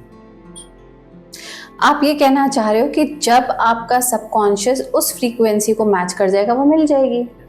कैसे मैच करें? अब सवाल तो यही है, मुझे पैसे चाहिए, मुझे करियर चाहिए, मुझे घर चाहिए, गाड़ी चाहिए, बंगला चाहिए, नेम चाहिए, फेम चाहिए, जो आपने बातें अभी गिनाई। कभी आपने सुना है अरे यार इसकी तो किस्मत बड़ी जोरदार है? हाँ, अरे मैंने भी इतनी मेहनत की, हमने साथ शुरू किया था, पर देखो फ्रीक्वेंसीज। किस्मत विस्मत कुछ नहीं होता, सारा खेल फ्रीक्वेंसीज का है। अच्छा, आप लाइफ में सिर्फ हार्ड वर्क करके सफलता नहीं पा सकते, आपको सही फ्रीक्वेंसीज में ऑपरेट करना पड़ेगा सफलता पाने के लिए। तो आप हमें बताइए दो ना कैसे ऑपरेट करेंगे सही फ्रीक्वेंसी में। तो पहला चीज आपको ये समझना है कि हर एक इमोशन जो भी आप प्रोड्यूस करते हैं उसकी अपनी एक फ्रीक्वेंसी होती है। ओके, ठीक है। शेम की फ्रीक्वेंसी है 20, गिल्ट की फ्रीक्वेंसी है 40, ग्रीफ की फ्रीक्वेंसी है 50। हर एक, इसको हम कॉन्शियस स्पेक्ट्रम चार्ट बोलते हैं। आप गूगल पे जाएंगे, टाइप करेंगे कॉन्शियस स्पेक्ट्रम चार्ट, एक चार्ट निकल कर आएगा ट्रायंगल सा। उसमें ये बताया गया है, डॉक्टर मैक्सवेल वर्ड्स ने ये बताया है कि हमारा हर एक इमोशन एक फ्रीक्वेंसी रिलीज करता है। ओके। तो जब आप लोअर इमोशंस में होते हैं, गिल्ट में, कंप्लेन में, ग्रीफ में, जब आप लोगों की पीठ पीछे बुराइयां करते हैं, कंप्लेंट करते हैं, कुछ लोगों को आप मिलेंगे ना हमेशा रोते हुए ही मिलेंगे। ठीक है। मेहनत भी कर रहे हैं ना तो रो कर रहे हैं, मतलब मेहनत भी कर ली और रो भी लिए। अरे मेरे से ही सारा काम दे देता है बॉस, मैं ही दिखता हूँ इसको, घर में सारा काम मुझे ही करना पड़ता है। अपनी वाइफ से कंप्लेन कर रहे हैं, अपने बच्चों से कंप्लेन कर रहे हैं, अपने बॉस से कंप्लेन कर रहे हैं, अपने कलीग से कंप्लेन कर रहे हैं, इवन दी रोड पर रोड खराब है तो गवर्नमेंट को कंप्लेन कर रहे हैं। तो वो ये कहेगा कि पेन है तो कंप्लेन कर रहा हूँ, चोट लगी है, दर्द हो रहा है तो बोलूं भी नहीं दर्द हो रहा है।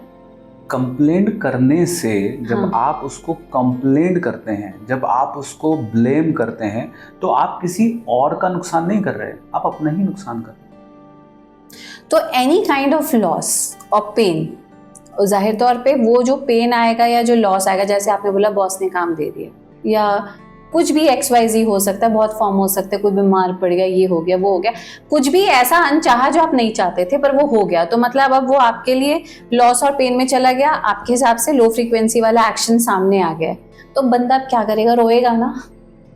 आप मुझे बताइए, तो उसे करना क्या चाहिए? चलिए आप मुझे बताइए, बारिश इज गुड और बैड?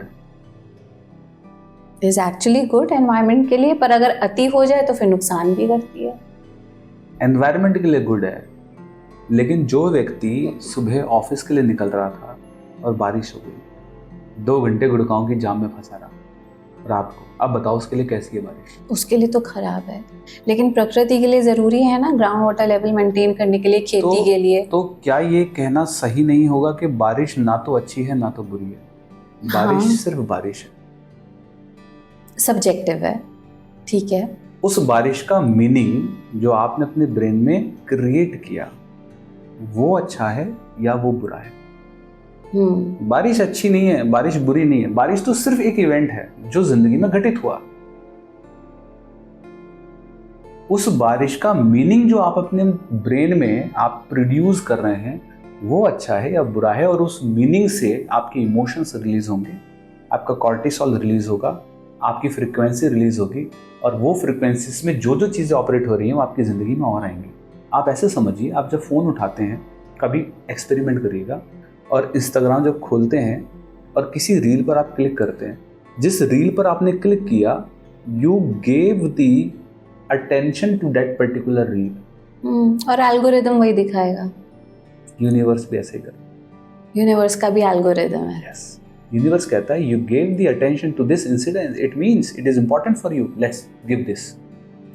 तो जहां आपकी अटेंशन गई वहीं आपकी एनर्जी जाएगी, और वाइस वर्सा। यस, 100,000%। ठीक है, तो आपका कहने का मतलब है कि कोई भी घटना घटित हो रही है that is of no nature, irrespective है, जब तक आप उसको बल देंगे या नहीं देंगे। तो अब कोई गुड़गांव में अगर 2 घंटे के जाम में फंस गया है, अनवांटेड है, उसकी इंपॉर्टेंट मीटिंग थी, शूट था, XYZ, प्रिडिक्टेड नहीं था ना, क्योंकि वो तो टाइम से ही निकला था अपने घर से। अब जब कोई ऐसी चीज होती है which is not to your liking, तो रिएक्शन क्या हो फिर? Don't ever try to control the uncontrollable things in your life. Okay, अपनी लाइफ में जब जब आप उन चीजों को कंट्रोल करने की कोशिश करोगे जो आपके कंट्रोल से बहुत परे हैं, आपको फ्रस्ट्रेशन के अलावा कुछ नहीं मिलेगा। जामे में फंस गया, कार को तो उड़ा नहीं सकता मैं, ऑब्वियसली। तो how I can utilise those hours effectively? Thought in this way, मैं तो फंस ही गया ना, अब जो होना था वो हो ही गया, लेकिन अब मैं इस टाइम को कैसे प्रोडक्टिवली यूटिलाइज कर सकता हूं, इस डायरेक्शन में सोच सकते हैं आप। वो अब आप ब्लेम करें गवर्नमेंट को, बारिश को, और कंप्लेंट करें, उसको करने से आप ही के इमोशंस और फ्रीक्वेंसीज फ्रस्ट्रेशन होगा, और कुछ नहीं होने वाला आपको। I get it. बेसिकली आप हर बारी जैसा भी इमोशन एनर्जी इमिट कर रहे हैं वही वापस आएगा। वो तो यूनिवर्स का लॉ भी है ना, जो दिया वो मिला, जो दिया वो दिया, वो जो दिया है वही आपको मिलेगा। तो जो अनलाइकेबल सिचुएशंस है उसमें रिएक्शन चेंज कर दो। रिएक्ट नहीं करना आपको रिस्पॉन्ड करना है। हाँ, क्योंकि हमें बचपन से सिखाया भी क्या जाता है, मे भी वही बात है, सबकॉन्शियसली कॉन्शियसली हम यही अब्सॉर्ब कर रहे हैं ना, उसके साथ ऐसा हुआ वो तो रोता है, तो भाई सब सीख गए जी, इसमें कंप्लेन करना चाहिए, आप रोते रहते हो, या हम आसपास भी यही देखते हैं ना कि लोग क्या करते हैं। सिंपैथी मिलती है ना रोने में। सिंपैथी चाहिए हर किसी को, और सिंपैथी का अलग चार्म होता है, पर हम ये भूल जाते हैं कि that may not be sympathy. आप अपना बड़ा नुकसान कर रहे हो, बहुत बड़ा नुकसान कर रहे हो, आपको पता ही नहीं है कि आप जब सबकॉन्शियस माइंड को ये कंप्लेन और ब्लेम मोड बोलते हो या उसकी तरफ आप एनर्जी देते हो, तो वो सिमिलर इवेंट्स आपकी जिंदगी में और घटित होना शुरू हो जाते हैं अनइंटेंशनली। आपको पता ही नहीं आपने रामू काका को क्या बोल दिया। हाँ, तो अगर आप, जैसे हमने रामू काका की बात की, तो किसी भी एक ऑर्गेनाइजेशन का एग्जांपल लेते हैं, तो XYZ टीम लगती है उसको रन करने के लिए।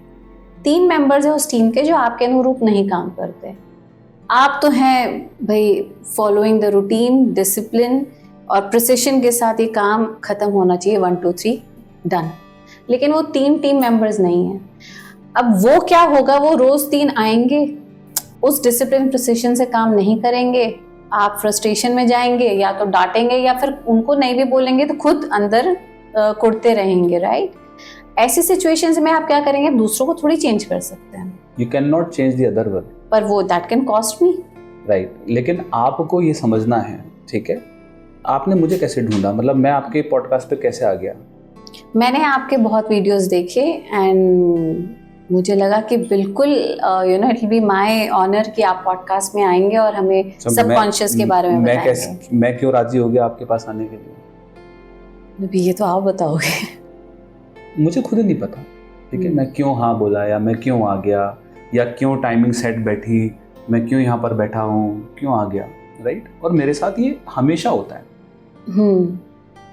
मेरी लाइफ में मैजिक्स होते हैं, मेरी लाइफ में मेरिकल्स होते हैं, मेरी लाइफ के अंदर अपॉर्चुनिटीज़ आती हैं, मेरी लाइफ में ऐसा होता है कि मतलब काम खुद ब खुद बनते हैं, चीज़ें बनती हैं, जो डिसीजंस मैं लेता हूँ गलत भी ले रहा हूँ तो वो सही हो जाते हैं। कैन यू इमेजिन, मेरी लाइफ का पहला पॉडकास्ट, मतलब किसी ने बुलाया, मैंने कभी पॉडकास्ट नहीं किया, मैं गया वहाँ पर, मैंने एक लाइन बोली, उस पर्सन ने, छोटा सा चैनल था, उस पर्सन ने वो लाइन काटी, मेरे को कोलैब रिक्वेस्ट भेजी, मैंने वो रील देखी तक नहीं, मैंने कहा ठीक है एक्सेप्ट कर लेता हूँ, एक्सेप्ट करी, वो मेरी रील 10 मिलियन गई। ओके। उस रील से मैंने 1 करोड़ का बिजनेस किया। कैसे संभव है?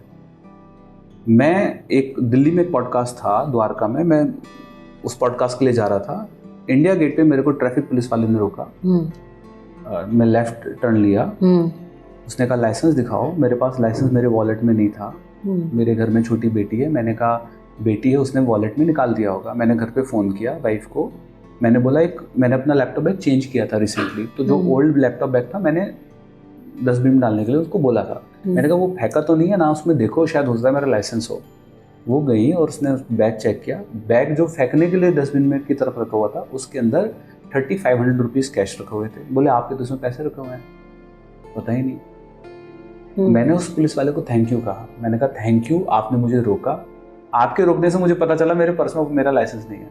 दूसरा, मेरे जो पैसे वहाँ फेंकने के लिए दिए थे वो मेरे को मिल गए। तो हर इवेंट में कुछ पॉजिटिविटी है जो आपको कुछ टीच करने के लिए दी जा रही है।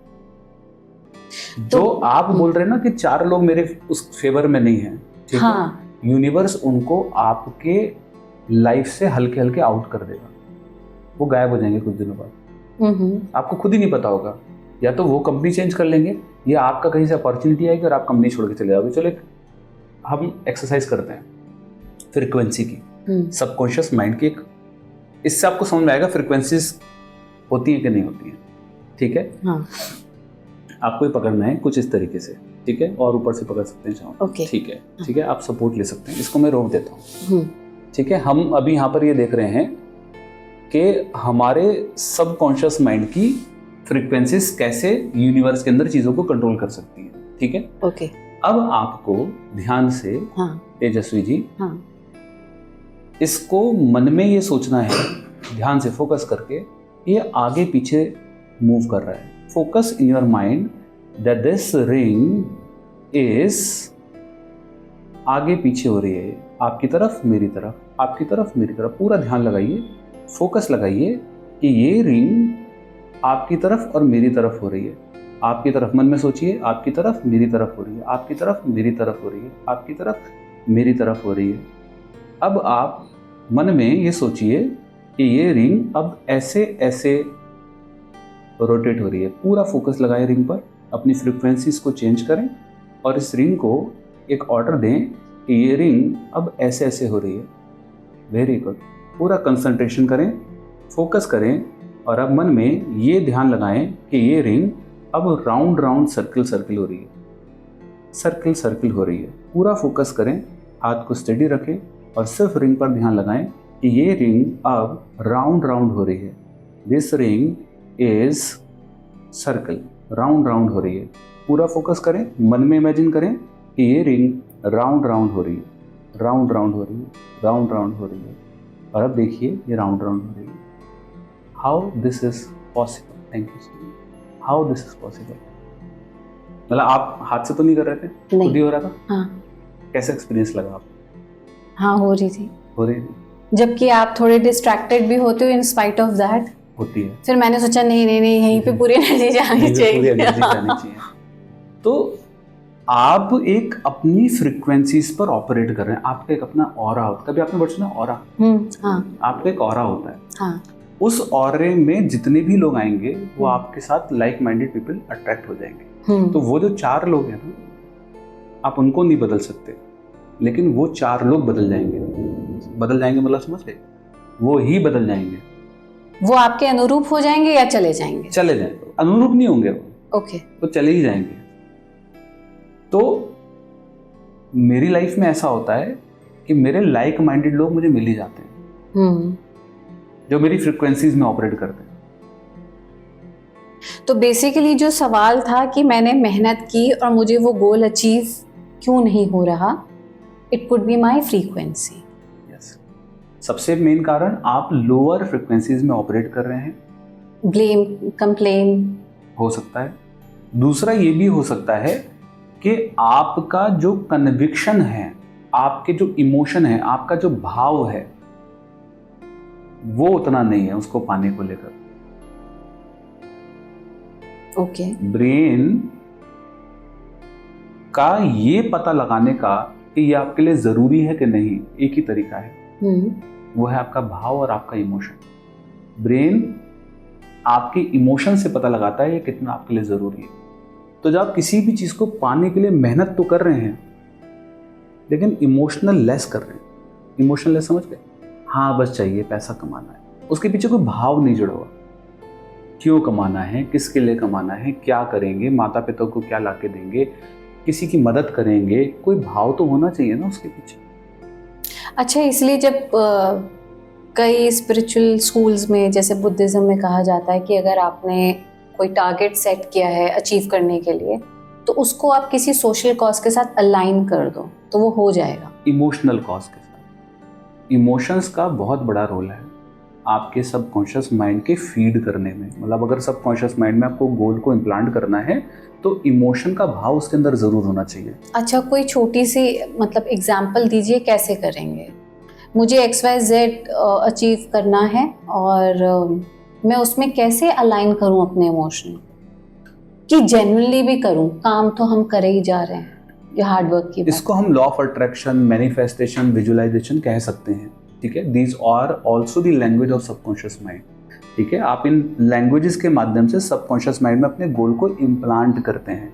तो आपने अक्सर ये सुना होगा, जितने भी बड़े लोग फेमस होते हैं वो अक्सर ये कहते हैं कि मैं विजुलाइज किया करता था। मैं अपना ही उदाहरण आपको देता हूँ। जब मैंने अपनी कैरियर की शुरुआत करी 15 years back pursuing the engineering college, और जब मैं ट्रेनिंग और कोचिंग फील्ड के अंदर आया तो मेरा गोल था, मैंने कभी भी गोल रिजल्ट सेंट्रिक लाइफ में नहीं बनाया। I always took a goal as a process centric. मैं हमेशा प्रोसेस सेंट्रिक लाइफ के अंदर जीता हूँ। तो मैंने गोल लिया कि मुझे एक सेमिनार कंडक्ट करना है। तो सेमिनार के पीछे एक भाव क्रिएट किया, एक इमोशन क्रिएट किया और अपने सबकॉन्शियस माइंड को जाकर उसके लिए एक फीलिंग प्रोड्यूस करी। मैं उस हॉल में गया, नोएडा के अंदर एक ऑडिटोरियम था, फादर एग्नेल ऑडिटोरियम, और 800 की वहाँ पे गैदरिंग थी। मैं उस खाली हॉल में गया, स्टेज पर जाकर मैंने उसको फील किया, महसूस किया, आंखें बंद करी और मैंने देखा कि 800 लोग जब यहाँ बैठे होंगे तो कैसा महसूस होगा, लोग कैसा फील करेंगे, या मैं कैसे बोलूँगा। और ये मैंने बार बार अपने सबकॉन्शियस माइंड को प्रोग्राम किया, उस फ्रिक्वेंसीज में अपने आप को मैं लेकर आया। मेरे पेरेंट्स सामने बैठे होंगे और 800 लोग जब आएंगे तो उनको कितना अच्छा फीलिंग होगा, उनको कितना अच्छा भाव होगा। और ये फीलिंग जब मैंने उस गोल के साथ एसोसिएटेड की तो मेरे सबकॉन्शियस माइंड को ये कमांड गई, it is important for him. आपने visualize, you lived it actually. आप तो गए ना ऑडिटोरियम। तो मैं जब भी किसी गोल को अचीव करने के बारे में सोचता हूँ जो फ्यूचर में मुझे अचीव करनी है, मैं एक्चुअली में उसको जाकर लाइव अपने सबकॉन्शियस माइंड को विजुअलाइज करवाता हूँ। तो आप किसी भी गोल को अचीव करना चाहते हैं, कोई तो व्यक्ति होगा जो उस गोल को ऑलरेडी जी रहा होगा। Let's reach to that guy, उसके पास में जाएं, उसको देखें, उसको विजुअलाइज करें, उस शख्स को, उस सबकॉन्शियस माइंड को। एक्चुअली में आप ऐसा समझ लीजिए, हम कुंभ घूमने गए, ठीक है, या कोई परिवार कुंभ घूमने गया और उसका बेटा खो गया। अब वो क्या करेगा? पुलिस स्टेशन जाएगा, वहां जाकर क्या बोलेगा, जी मेरा बेटा खो गया। पुलिस क्या बोलेगी, रिपोर्ट लिखेगी, फोटो मांगेगी, वो कहेगी फोटो दिखाइए। हाँ। आप क्या होगे, जी फोटो तो नहीं है। वो कहेगी अच्छा दिखता कैसा है ये बता दीजिए। जी पता नहीं दिखता कैसा है। अच्छा हाइट कितनी है, जी पता नहीं। कपड़े क्या पहने थे, पता नहीं। तो वो पुलिसमैन क्या कहेगा कि मैं कैसे अरे ढूंढूं? भाई मैं लाख तो ढूंढूं कैसे, कुछ तो बताओ किसको ढूंढना है। प्रॉब्लम इज दिस कि subconscious mind is that police guy and your goal is that child. उसको एक्चुअली में आपको सही तरीके से बताना होगा कि आपको चाहिए क्या। अच्छा, तो सुबह मुझे जिम जाना है और जलेबी नहीं खानी है, ठीक है, मेरे ये डिसीजन है, मुझे पता है, तो वो होता नहीं है ना। आई नो इट कि मुझे XYZ खाना है, मुझे जाना है, और मुझे ये नहीं खाना, ये नहीं करना, हम फिर भी वो कर रहे होते हैं। ये होता है, ये तब होता है, आपकी बात में रोक रहा हूँ, ये तब होता है जब उसकी शादी आने वाली होती है और वो 1 महीने पहले जिम जाना शुरू करता है। हाँ, तब तो हो भी जाता है वेट लॉस। क्यों हो जाता है? क्योंकि वो आपको पता है ना, वो इवेंट इम्पोर्टेंट है। भाव जुड़ गया, पर्पस जुड़ गया ना।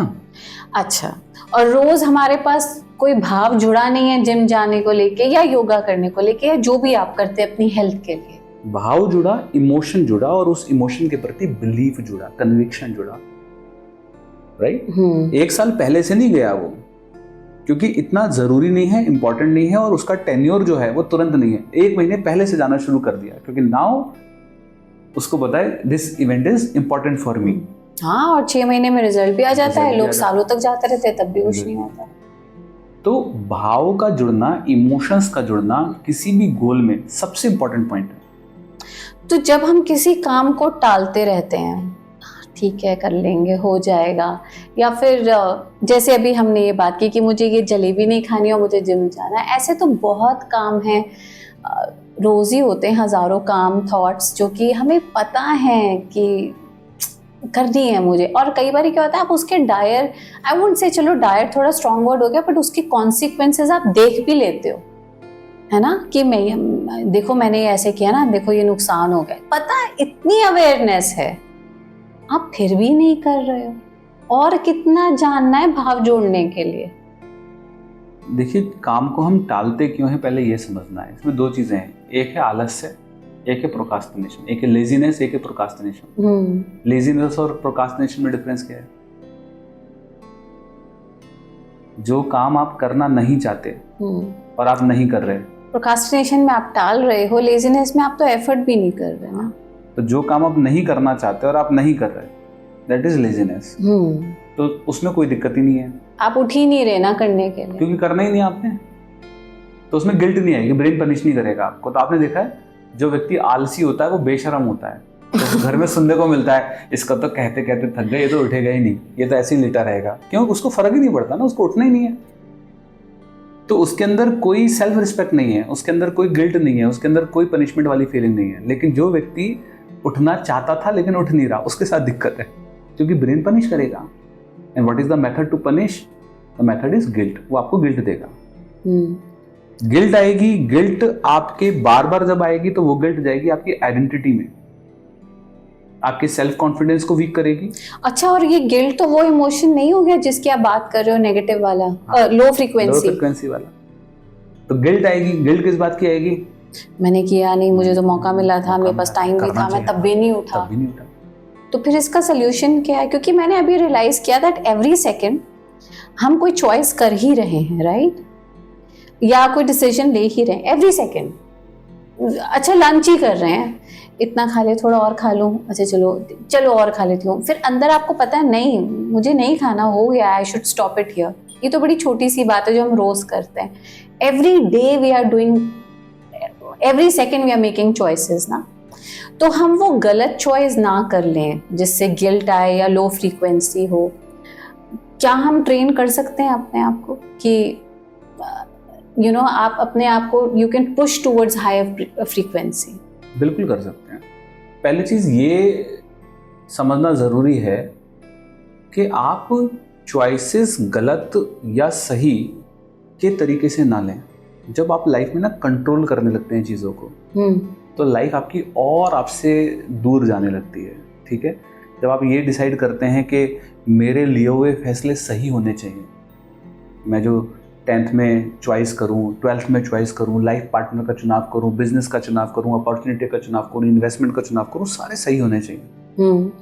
राइट, कोई भी स्टार्ट, इवन द पॉडकास्ट शुरू किया, ये बिल्कुल हिट ही होना चाहिए, मेरा टॉप नंबर 1 हो जाना चाहिए। तो जब आप इस इंटेंशन के साथ किसी भी चीज को शुरू करेंगे तो उसमें 2 चीजें होंगी, या तो होगा या नहीं होगा। होगा तो एरोगेंस आएगा, नहीं होगा तो आपकी सेल्फ वर्थ गिरेगी। दोनों केस में आपका नुकसान है। तो करके छोड़ दो। छोड़ना नहीं है, सिर्फ करना है। वो निष्काम कर्म, हाँ, गीता वाला। सिर्फ करना है। तो पहला चीज ये कि जो भी चॉइसेस ले रहे हैं वो सही हों, ये तो हो ही नहीं सकता। ये तो हो ही नहीं सकता कि आपकी सारी चॉइसेस सही हों। आप सिर्फ चॉइस ले सकते हैं। बेसिकली आप कर्म करते जाइए, फल की इच्छा ना करिए। दूसरा, आपने बोला कैसे वो चीजें सही हों, इसका वे है। इसका वे है कि आप उस काम को एक सही फ्रीक्वेंसीज में ऑपरेट करें, काम बनेंगे। तो आपने बोला, एक आपने हमें बताया हैक कि अपने आप को हायर फ्रीक्वेंसी में रखने का, कि ये ब्लेम कंप्लेन करना छोड़ दीजिए, come out of those negative. कैसे छोड़ें? ये बहुत मुश्किल काम है। हाँ, क्योंकि अभी आपने बताया ना, सिंपैथी मिल रही थी। ये बहुत ही मुश्किल काम है, इतना आसान नहीं है। जो लोग कंप्लेंट और ब्लेम मोड में जीते हैं ना, उनका काम ही दिन भर बुराई करने का होता है। सास की बुराई करना, सास बहू की बुराई कर रही है बैठकर, अपने कलीग की बुराई करना, जेलेसी रखना। जेलेसी देखी आपने? वो मर्सिडीज ले ली, 2 नंबर का काम करता होगा। तो लोगों को दूसरों की लाइफ में ज्यादा इंटरेस्ट आ रहा है। सोशल मीडिया पे आप देखिए आजकल, तो जेलेसी का भाव रखना, ये आपकी लाइफ में गलत फ्रीक्वेंसीज हैं। आपकी लाइफ में आपको मिलेगा वैसा ही। कैसे फ्रीक्वेंसीज को चेंज करें, ये आपका सवाल होना चाहिए। हाँ, जो कि बहुत इंपॉर्टेंट है। क्योंकि अगर हमने फ्रीक्वेंसीज चेंज कर ली और हम हाई फ्रीक्वेंसी में फंक्शन करने लग गए, तो हमें तो सब मिलने लग जाएगा जो हम मैनिफेस्ट करना चाहते हैं। 100% अभी प्रूवन है। हाँ, मिलेगा। तो फिर कैसे? जो लोगों की सेहत खराब हो रही है, हॉस्पिटल में जाइए, भीड़ ही भीड़ है। वो भी लो फ्रीक्वेंसी की वजह से। हेल्थ पर भी लो फ्रीक्वेंसीज का फर्क पड़ता है। तो फिर अच्छे लोग बीमार क्यों पड़ते हैं? देखिए, वो तो नेचर का नियम है कि जो आया है वो जाएगा। हाँ, ठीक है। अमर तो कोई भी नहीं है ना। राइट। मैं भी ऐसा नहीं हुआ हाई फ्रीक्वेंसी में हो तो नहीं मैं अमर हो गया। मेरा शरीर की भी एक क्षमता है। Our body is growing each and every day. तो सेल, इसको बोलेंगे एंटीऑक्सीडेंट और फ्री रेडिकल। तो मेरी बॉडी के अंदर फ्री रेडिकल तो बनेंगे, तो मेरी बॉडी खत्म तो होगी एक दिन आकर, लेकिन वो उतनी फ्रीक्वेंसीज में नहीं होगा। मतलब आप हेल्दी रहेंगे 60 साल 70 साल तक, आप हेल्दी रहेंगे, आपको बीमारियों के साथ नहीं जिएंगे आप। वो बीमारियां जो लोग कम उम्र के अंदर लेकर जी रहे हैं। जापान के अंदर 1 लाख लोग ऐसे हैं जो 100 साल की उम्र से ज्यादा जी रहे हैं अभी प्रेजेंट में। ओकिनावा काफी सारे हैं। वो तो वहाँ पे कई सारे ब्लू जोन्स बने हैं। जापान और भी हैं कुछ देश जहाँ पे बहुत लंबी उम्र है। तो पहला मैंने क्या बताया, क्या वे है अपनी फ्रीक्वेंसीज को शिफ्ट करने का, उनको चेंज करने का। चाहे आपकी लाइफ में हेल्थ इश्यूज हैं, चाहे आपकी लाइफ में रिलेशनशिप इश्यूज हैं, चाहे आपकी लाइफ में मनी क्राइसिस हैं, या जॉब या बिजनेस से लेकर इश्यूज हैं, जो मैं प्रैक्टिस करता हूं, जो मैं अपने स्टूडेंट को कहता हूं, और जिसकी मेरे पास सैकड़ों ही टेस्टिमोनियल्स हैं। एक लेडी जो वाइस प्रिंसिपल है अपने स्कूल की, 15 साल से she was taking the medicine for anxiety depression, 15 years. उस लेडी की मैं आपको वीडियो दिखाऊंगा। वो लेडी ने इस चीज को सिर्फ 15 दिन किया। अब आप बता दो, बहुत सस्पेंस है। और उसकी मेडिसिन बंद हो गई। 2.5 साल से दिल्ली की एक मेरी student Manjulika, she was taking the medicine for OCD, उसकी वो मेडिसिन बंद हो गई। एक मेरी स्टूडेंट आगरा से, दीपाली, उनका रिलेशनशिप बिल्कुल डाइवोर्स पे था। मतलब ऐसे, मतलब ऑल्दो उनकी शादी को 20 साल हो गए थे, बट अब सिचुएशन ऐसी थी कि बस डाइवोर्स ही होने वाला है उनका।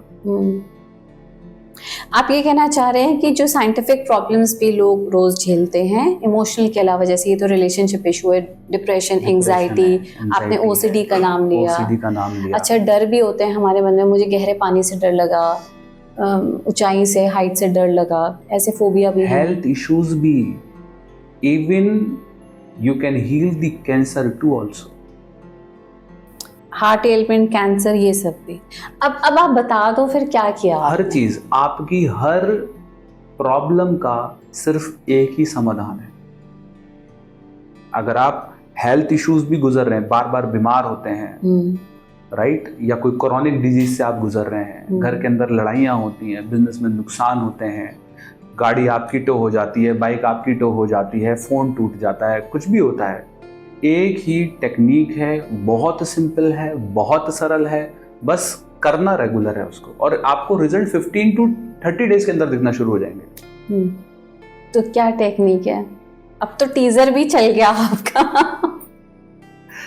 और सस्पेंस अब बन चुका है अब तक। बहुत सिंपल सा काम है, रोज सुबह उठकर एक ग्रेटिट्यूड, एक थैंकफुलनेस के साथ अपने जीवन को शुरुआत करो, जीवन को जियो। सुबह उठकर एक ग्रेटिट्यूड जनरल आप परचेज कर लीजिए, ऑर्डर कर लीजिए, लिंक मैं नीचे भी दे दूंगा।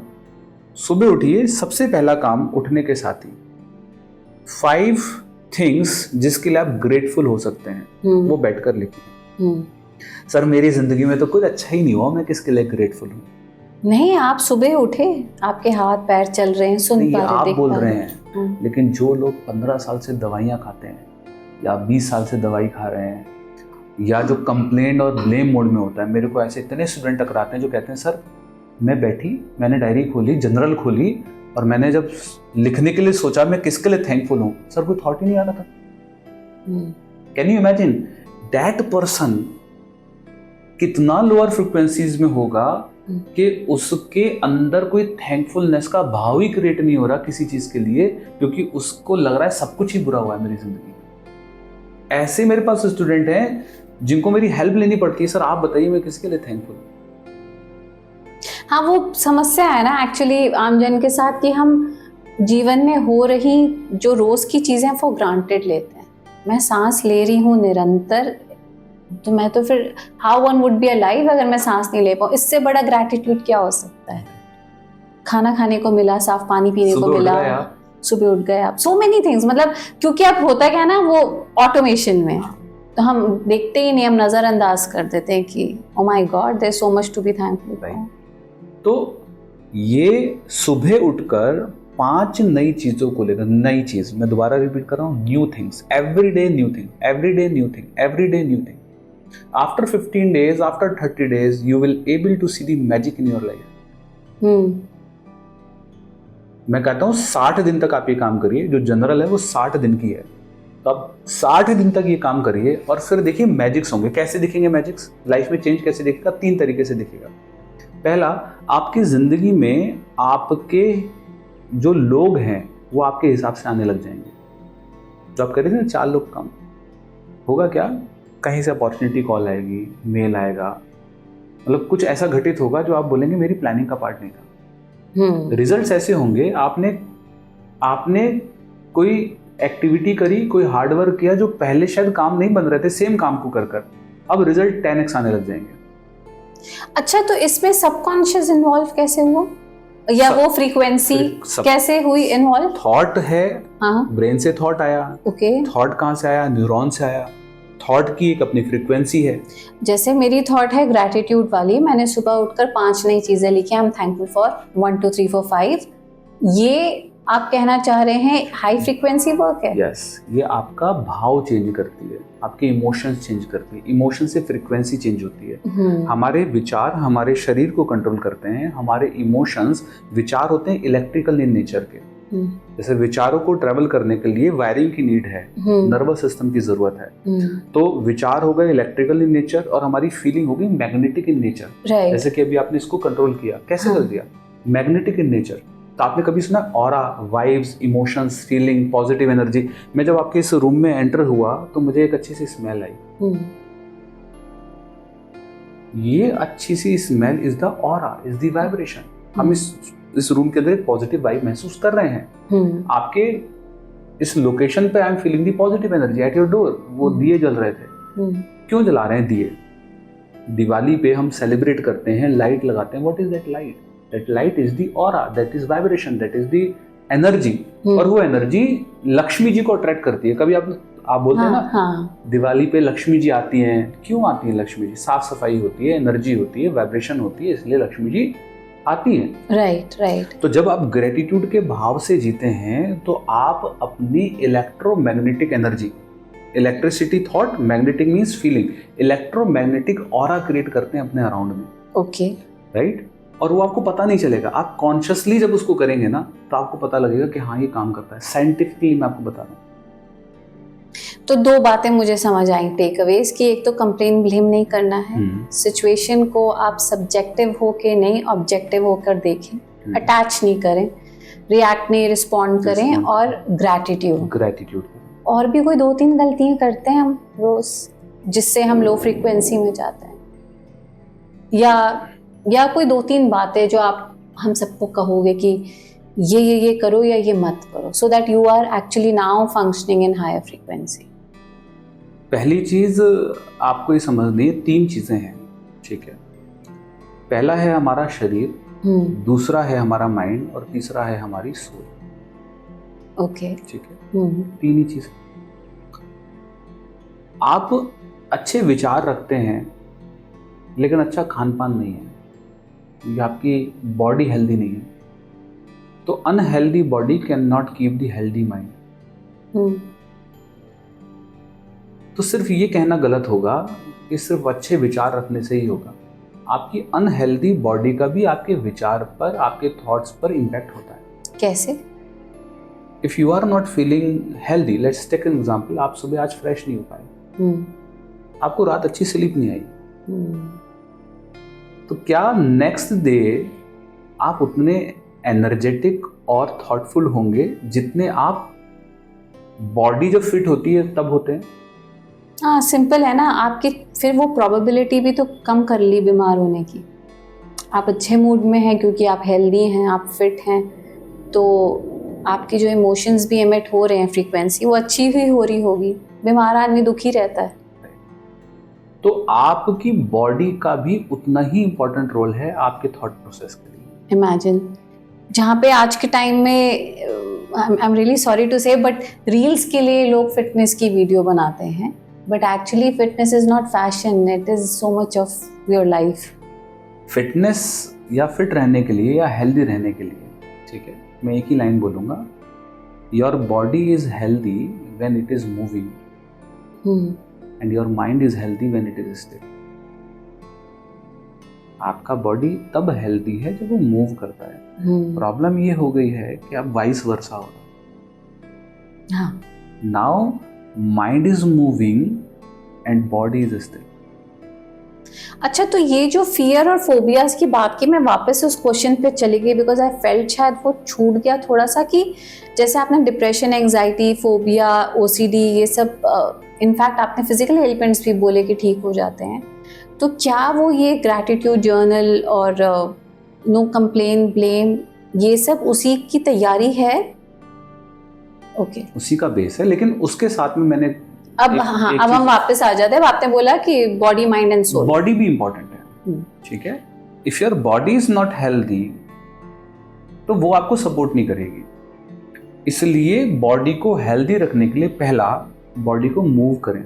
ठीक है, मूव करें मतलब वॉक करें, कुछ भी करें, बट बॉडी को मूव करिए। जो लाइफ स्टाइल जिस तरीके से जा रहा है, 10 minute delivery, really it is a very dangerous thing for a society. मतलब जिस तरीके से एक टावर से दूसरे टावर में पोर्टर का इस्तेमाल करके लोग सामान भिजवा रहे हैं, मतलब वो इतना भी पेन नहीं ले रहे कि वो कुछ उसको उठा सकें, तो वो गलत चीज है। दूसरा, आप खाना प्लीज कम खाइए। अच्छा, राइट। इसको बोलते हैं मोआई, जापान के अंदर बोलते हैं मोआई का मतलब है ईट लेस। ओवर ईटिंग आपकी सारी बीमारी की जड़ है। पहले क्या होता था, पहले खाना 24 घंटे अवेलेबल नहीं होता था। हाँ, ठीक बात है। आजकल क्या है, फ्रिज भरा हुआ है आपका, बाकी अगर मन किया तो रात के 4 बजे भी 3 बजे भी रोल्स या कुछ ना कुछ अवेलेबल है। बात तो ठीक है। आप 2 मिनट लगने हैं आपको ऑर्डर करने में। हाँ 10 मिनट के अंदर आपके टेबल पर आपके पास खाना है। हाँ, इतना इंस्टेंट तो हो चुका है। पिज्जा तो 30 मिनट में आता था, अब रोल्स तो 10 मिनट के अंदर भी आपको अवेलेबल हो जाते हैं। हाँ राइट। तो जब आप ओवर ईटिंग करते हैं तो आप अनहेल्दी बॉडी की तरफ जा रहे हैं। सारी बीमारियों का जड़ ओवर ईटिंग है। आप ड्रिवन हैं अपनी टंग से, टेस्ट से ड्रिवन हो रहे हैं। तो ईट लेस, खाना कम खाइए, बॉडी को मूव करिए, और आप चेयर्स का, बेड का, सोफों का इस्तेमाल कम करिए। ओके। जितने भी लोगों ने 100 साल से ज़्यादा जिंदगी जी है उसमें ये देखा गया है कि वो लोग अपना जो बॉडी का निचला हिस्सा है उसको स्ट्रॉन्ग रखते हैं। क्या ये ग्राउंडिंग भी हो सकती है, connecting with the earth?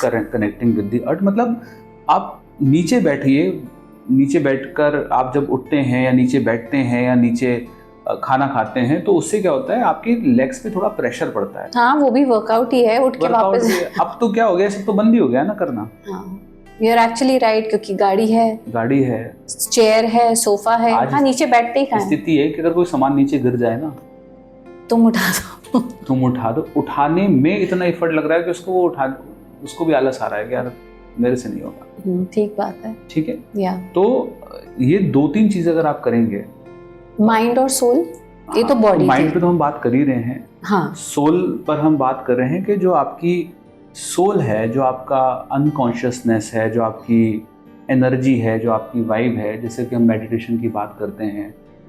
Right. तो हालांकि वो बहुत डीप टॉपिक है, वो बहुत अलग टॉपिक है। जब हम सोल की बात करते हैं या वननेस की बात करते हैं, यूनिटी कॉन्शियसनेस की बात करते हैं, तो आपकी जब सोल प्योर नहीं होगी, आपकी जब वाइब्स प्योर नहीं होंगी, या आपका ध्यान नहीं होगा। अब एक्चुअली प्रॉब्लम पता है क्या? प्रॉब्लम यह है कि हम सभी लोग या तो पास्ट में या भविष्य में जी रहे हैं, प्रेजेंट में कोई नहीं जी रहा। या तो पास्ट की बातें लेकर बैठे हैं या फ्यूचर की बातें लेकर बैठे हैं, प्रेजेंट में तो बैठे ही नहीं है। तो सोल को ट्रेन करना मतलब लिविंग इन द प्रेजेंट, आप ये कहना चाह रहे हैं? मेडिटेशन का तो पर्पस ही ये है, living in the present, living in the moment. सवाल मेरा मेडिटेशन और नाम जाप को लेकर था, लेकिन उससे पहले एक और सवाल फिर पूछ लेती हूँ। तो फिर जब आप हमें सबकॉन्शियस की बात बताते हैं और कहते हैं कि किस्मत नहीं होती, लेकिन आप किस फ्रीक्वेंसी पे फंक्शन करते हैं वो मैटर करता है, तो भगवान होते हैं? आप भगवान में मानते हैं? लड़ाई हो जाएगी। ठीक है। होता क्या है, लोग वही सुनते हैं जो वो सुनना चाहते हैं। मुझे लगता है मुझे जवाब ही मिल गया। और मैंने शायद बिफोर द कैमरा ये बोला था या ऑन द कैमरा बोला था कि belief are so much powerful. हाँ, कि you can take the life और you can give your life to protect your belief. तो फिर ये जो एस्ट्रोलॉजी, कुंडली, क्योंकि किस्मत को तो आपने नेगेट कर दिया, तो अब ये जो है एस्ट्रो साइंस है, न्यूमरोलॉजी, बहुत बातें होती हैं आजकल, और मेटाफिजिकल प्लेटफॉर्म पे ऑन्टोलॉजी के नाते, हालांकि आप ग्रैटिट्यूड फ्रीक्वेंसीज की बात कर रहे हो, वो भी मतलब ऑन्टोलॉजी में जाती हैं, उसी का सब्जेक्ट है। बट थोड़ा सा मुझे लगता है कि ये क्या कन्वर्ज कर रही हैं, नहीं कर रही हैं। किसी की महादशा चल रही, किसी के ग्रह ऐसे हैं, भगवान हैं, पूजा पाठ करो, कर्म कांड करो, दिया बत्ती, ये आप इसको कहाँ रख रहे हो? मैं इसको ऐसे रखता हूँ कि जैसे कि किसी बच्चे ने पूछा कि मम्मा मैं कैसे आया इस दुनिया में। अब बच्चे को तो आप साइंस समझाने बैठेंगे नहीं, तो उस बच्चे को आप एक स्टोरी की फॉर्म में समझाएंगे ताकि उसको समझ में आ जाए। ठीक है। तो ये जितने भी आप चीजें बता रही हैं, ये क्या है? ये वो स्टोरी हैं जो सामने वाले को आसानी से समझ में आ जाती है।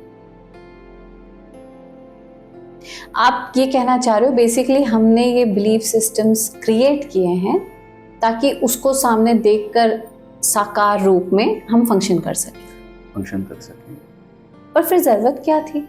इतने तो इंटेलिजेंट रहे होंगे ना शुरू में कि जरूरत थी गॉड के बिलीफ को बनाने की। इंसान को। तो फिर ये जो हम रिचुअल्स करते हैं, जैसे अभी आपने बोला कि आप हाई फ्रिक्वेंसी में फंक्शन करो, मेडिटेट करो, तो जो जैसे हवन हो रही है, पूजा हो रही है, मंत्र जाप, नाम जाप, ये क्या है? ये सब पॉजिटिव एनर्जी है। नहीं, पर अब ये बिलीफ ही है क्या खाली, या हाँ। उन शब्दों के उच्चारण में वाइब्रेशन सच में? वाइब्रेशन है, मंत्रों के उच्चारण में, ओम के उच्चारण में वाइब्रेशन है, लेकिन लोगों को समझाने के लिए सरलता से, लोगों तक सरलता से जाए ना चीज। हर इंसान इतना बुद्धि विवेक नहीं होता कि उसको ये साइंस समझ में आए, इतनी कॉम्प्लिकेशन समझ में आए, फ्रीक्वेंसी वाइब्रेशन समझ में आए। तो वो काम करती है। जब आप हवन करते हैं तो पॉजिटिव ऑरा काम करता है, एनर्जी काम करती है। ओम का जब उच्चारण करते हैं, आ ऊ ऊम, क्योंकि आपने बोला ना साफ सफाई है, लक्ष्मी जी आई, वाइब्रेशंस आई, वो तो मैं हर एक बिलीफ को कनेक्ट करता हूँ। ठीक है, मैं हर एक बिलीफ को साइंटिफिकली कनेक्ट करता हूँ कि वो कैसे काम करती है। हम सभी लोग एज अ ह्यूमन बीइंग एक ऐसे प्लेनेट पे जी रहे हैं जहां पर अगले सेकंड में क्या होगा आपको नहीं पता। Right, life is unpredictable, totally unpredictable. मैं ये कहना नहीं चाहती पर ठीक है। हाँ, yes, it is totally unpredictable. क्योंकि आप बोल भी रहे हैं तो वो फ्रीक्वेंसी तो बढ़ जा रही है। It is totally unpredictable. कल क्या होगा, अभी क्या होगा, इस मोमेंट में क्या होगा, किसी को कुछ नहीं पता। और आप एक ऐसी दुनिया में कभी भी नहीं रहना चाहते जहां पर इतनी अनिश्चितताएं हो। ओके, अनिश्चितताओं से भरी हुई जिंदगी। तो ये बिलीफ सिस्टम हमें मिला थोड़ी सर्टेनिटी देने के लिए। We created the belief so that we can live in a certainty in this world. तो दो शख्स एक ही डेट ऑफ बर्थ को एक ही टाइम में, चलो एक ही हॉस्पिटल में पैदा हुए, पर लाइफ दोनों की अलग है। वो बच्चे की अभी फ्रीक्वेंसी कहाँ पे तय हो गई, वो तो ओके, वो किस फैमिली में जाने वाला है बच्चा, उस सोल की फ्रीक्वेंसी कब तय हो रही है, उसने तो अभी कोई कुछ किया ही नहीं है ना। आप समझ पा रहे हैं? तो अब यहाँ पे कौन सा बिलीफ सिस्टम है, कौन सी फ्रीक्वेंसी है? वो तो आप किसी परिवार में पैदा हुए, कोई किसी परिवार में पैदा हुआ, ये कहाँ से आया फिर? आप ऐसे समझिए कि सचिन तेंदुलकर जी जिस घर में पैदा हुए, हाँ, जिस घर में पैदा हुए, जिस पेरेंट के घर में पैदा हुए, उनकी एक फ्रीक्वेंसी होगी, पेरेंट्स की। ओके, उनको पुत्र कैसा मिला, उनको पुत्री कैसी मिली, उन्होंने मैनिफेस्ट थोड़ी किया होगा सचिन तेंदुलकर को, किया नहीं मैनिफेस्ट, लेकिन उनके घर का जो भाव होगा, उनके घर का जो एटमॉस्फेयर होगा, उनके माता पिता जिस भाव से जिंदगी जीते होंगे, वो ग्रेटिट्यूड ही होगा 100%। ओके, 100% ग्रेटिट्यूड होगा। तो हैंस प्रूव्ड हो गया कि आप जैसे कर्म करते हो वो वैसा मिलता है। आप उसको वही फ्रीक्वेंसी कहना चाह रहे हैं। Basically Karma is frequency. आपने जो बोया वो पाया, वो जो बोया वो आपने पाया। अभी नहीं मिला वो बात अलग है, लेकिन मिलेगा जरूर आपको,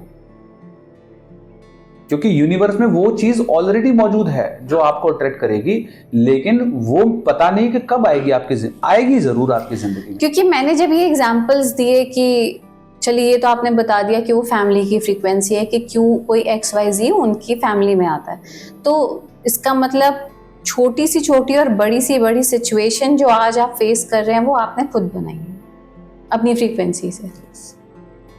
और अगर हम कह रहे हैं कि आप पूजा पाठ ये कर्म कांड करो, तो ये क्या है? सबकॉन्शियस को ट्रेन करने के लिए।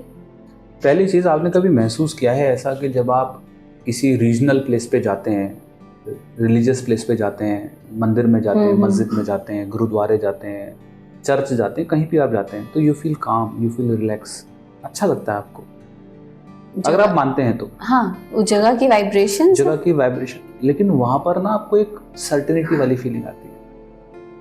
सर्टेनिटी मतलब there is someone who is controlling this world. जब आप सत्संग में बैठते हैं या पूजा पाठ में बैठते हैं तो आपको टेंशन फ्री हो जाते हैं, आप रिलैक्स हो जाते हैं। वो क्यों होते हैं? क्योंकि वो भाव आपको क्या देता है? सर्टेनिटी देता है। तो ये बिलीफ है जो हमने क्रिएट किया है, और इस बिलीफ को हम प्रोटेक्ट करते हैं, इस बिलीफ के साथ हम जीते हैं। कोई गलत नहीं है। तो जो हम रिचुअल्स परफॉर्म कर रहे हैं वो उसी बिलीफ को स्ट्रॉन्ग कर रहे हैं। तो क्या वो इवेंचुअली हमारे सबकॉन्शियस पे असर डाल रहा है? डिसीजन में फर्क तो इफेक्ट तो करता है। जैसे अभी आपने बोला ओम वाइब्रेशन है, इस तरह के कई जो पाठ करते हैं, हम पूजा करते हैं ना, बहुत स्क्रिप्चर्स बहुत हैं हमारे रिलीजन में। मैं ये इसलिए कह रही हूँ क्योंकि ये हमारे इंडियन हाउसेस में अब शायद कम भी हो रहा हो, मुझे नहीं पता, बट इट इज़ देयर। हम पैदा ही हुए ना इन सब के साथ, तो मैंने इसलिए ये सवाल आपसे पूछा। कुछ बिलीफ अच्छे हैं और कुछ बिलीफ लिमिटिंग बिलीफ्स हैं, जैसे कि सैटरडे को बाल नहीं काटने चाहिए, थर्सडे को ये नहीं करना चाहिए, रात को झाड़ू नहीं लगानी चाहिए। सुना है आपने? रात को झाड़ू लगाने से लक्ष्मी जी चली जाती है। वो पहले के टाइम में लाइट नहीं होती थी ना, तो ये बना दिया, चल रहा है आज तक लोग फॉलो कर रहे हैं। तो वैसे ये स्टोरीज हैं जो हमारी चलती चली आ रही हैं, रिलीजियस स्टोरीज हैं। मैं हालांकि कहना नहीं चाहिए, लेकिन पता नहीं कहना चाहिए नहीं कहना चाहिए, थोड़े बिलीव ज़्यादा स्ट्रांग होते हैं, राइट? किसी को बात बुरी लग जाएगी, और क्योंकि मैं इतने स्ट्रांग बिलीफ है ना, वो कब से बचपन से ही प्रोग्रामिंग हो जाती है, 3 साल से ही वो स्टोरीज और मूवीज़ में। फिर वो तो मेरी बेटी वो देख रही थी, अभी गणपति विसर्जन हुआ ना, तो उनकी स्टोरी आ रही थी कार्टून फॉर्म में, तो उसमें दिखा रहे थे कि शिव जी ने गणेश जी का सर काट दिया गुस्से में। ऐसी भाव आया मन में और सोचा कि हम तो कुछ भी नहीं, वो तो भगवान है, ईश्वर है, उन्होंने तो सृष्टि रची है। एक पिता कितना भी क्रोधित हो, कितना भी क्रोधित हो, क्या अपने बच्चे का सर काट सकता है?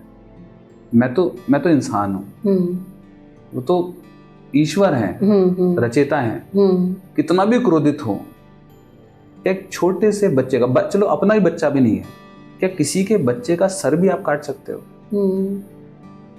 अच्छा, कहानी ना एक्चुअली यूं है कि शनिदेव की जब दृष्टि पड़ी उन पर, गणेश जी पर, तो उनका सिर कट गया था, और एक्चुअली विष्णु जी लेकर आए, गणेश जी का सिर उनके रखा, और शिव जी ने प्राण फूके। मैं तो कह रहा हूँ कुछ भी था, कोई भी स्टोरी थी, आप उसको किस भी भाषा, मैंने किसी का मर्डर कर दिया और आप बोले जी इस पे शनि की वो थी और इसलिए इसने मर्डर कर दिया, कोर्ट छोड़ देगा आपको? नहीं। आप जाके सुनाइए स्टोरी कि जी शनि जी आए थे, शनि जी ने ऐसे किया, शनि जी ने वो किया, उसने ये किया और ये था, इसलिए इसने सर काटा। नहीं, लॉ इज लॉ, और अगर कोई हीनियस क्राइम है तो वो तो डेटरेंट होना ही चाहिए। एक बच्चे का सर कट गया और आप बोल रहे हैं जी स्टोरी ये थी कि शनि हाँ, मतलब जो हमारे स्क्रिप्चर्स में हम पढ़ते हैं। मैं तो कह रहा हूँ कुछ भी था। हाँ, मुझे इतना दुख सा लगा, मतलब अंदर से मेरे को भाव लगा जब मैंने इमेजिन किया अपनी बेटी को, यार कैसे कोई किसी का सर काट, तो उसके पीछे कोई मैसेज होगा कहानी का? होगा, वो मुझे नहीं पता, लेकिन जस्ट आई एम सेइंग, मेरे अंदर भाव में, हो सकता है मैं गलत भी हूँ। मैं आपकी बात समझ रही हूँ कि कुछ बिलीफ सिस्टम हमने बनाए सो दैट हम अपने सबकॉन्शियस को चैनलाइज कर सके, so that we are vibrating on the high frequency. मुझे तो यही समझ आया अभी आपकी बात से। बट हाँ, over the period of time बिल्कुल हुआ होगा कि वो बिलीफ सिस्टम जो थे वो करप्ट होते गए, और उसमें से कुछ लिमिटेड बिलीव्स आ गए जिनका जो निराधार हैं, बेसिकली जिनका कोई लॉजिक नहीं और मे नॉट बी फॉलो। ये बहुत ही सेंसिटिव टॉपिक है जिस पर हम बात कर रहे हैं। आई गेट इट, मतलब मैं अभी किसी कॉन्टेक्स्ट में नहीं बोल रही इस बात को, ना मैं गणेश जी की स्टोरी में उस बात को बोल रही हूँ, पर जैसे आपने बोला कि नाखून नहीं काटने थर्सडे को या सैटरडे को, या ऐसे जो छोटी छोटी चीजें हम घर में बोलते हैं, तो क्योंकि इसलिए मैं पहले ही बोल दिया, बिलीफ इतने स्ट्रांग होते हैं कि लोगों के बिलीफ को अगर आप चैलेंज करोगे तो गड़बड़ हो जाएगी। ठीक है, अच्छा, आप वैसे पूजा करते हो घर में? अब आई एम क्यूरियस, त्योहार मनाए जाते हैं? हाँ, मेरी वाइफ मनाती है, वो उसका बिलीफ है, मैं उसके बिलीफ को चैलेंज नहीं करता, वो उसका मान्यता है, उसको वो सर्टेनिटी देता है, उसको वो रिलैक्स करता है, तो मैं उसके साथ खड़ा होता हूँ। हाँ, वो बात अलग है, जब मैं सुबह प्रेयर करता हूँ या जब मैं ज्योति जलाता हूँ तो मैं थैंकफुलनेस की ज्योति जलाता हूँ। आज भी जब मैं अपनी बेटी के साथ ज्योति जलाई या टेम्पल के आगे बैठा तो मैंने अपनी बेटी को कहा, मैं अपनी बेटी से हमेशा सुबह 5 थैंकफुलनेस की चीज़ें बुलवाता हूँ। 3 साल की है, मैं उसको कहता हूँ बेटा बोलो थैंकफुल फॉर दिस लाइफ, बोलो thankful for this food, thankful for this. वो थैंक यू बोलती है। आई एम वेरी हैप्पी आप अपनी बेटी के बात को पॉडकास्ट में लेकर आए, क्योंकि मेरा ना एक सवाल था जो मैंने आपसे पूछा नहीं पॉडकास्ट में, और वो ये था कि बच्चों का ना पढ़ाई में मन नहीं लगता और हर माँ बाप चाहते हैं कि वो एक अच्छी डिसिप्लिन लाइफ जिए and you know they become achievers. भाई मटीरियलिस्टिकली तो यही होता है ना, बच्चे को स्कूल भेजाइए और नंबर अच्छे आए, पढ़ाई में मन लगे, चाहे पढ़ाई हो या कोई भी टास्क हो। बच्चों के लिए भी क्या यही हैक्स हैं कि वो कंसंट्रेशन से पढ़ सकें या जो भी करना चाहते हैं? कि ग्रैटिट्यूड, जैसे आपने बोला कि आपकी बिटिया दिया जला रही है, so she is saying 5 new things she is thankful for. वो वर्क करती है, वो उसके लिए अभी से ही काम करना शुरू कर देंगी चीज़ें, ठीक है? क्योंकि उसकी ज़िंदगी में तो अभी बहुत कुछ होना है, और अभी से ही अगर वो कंप्लेनिंग भाव के साथ चीज़ों को लेना शुरू कर देगी।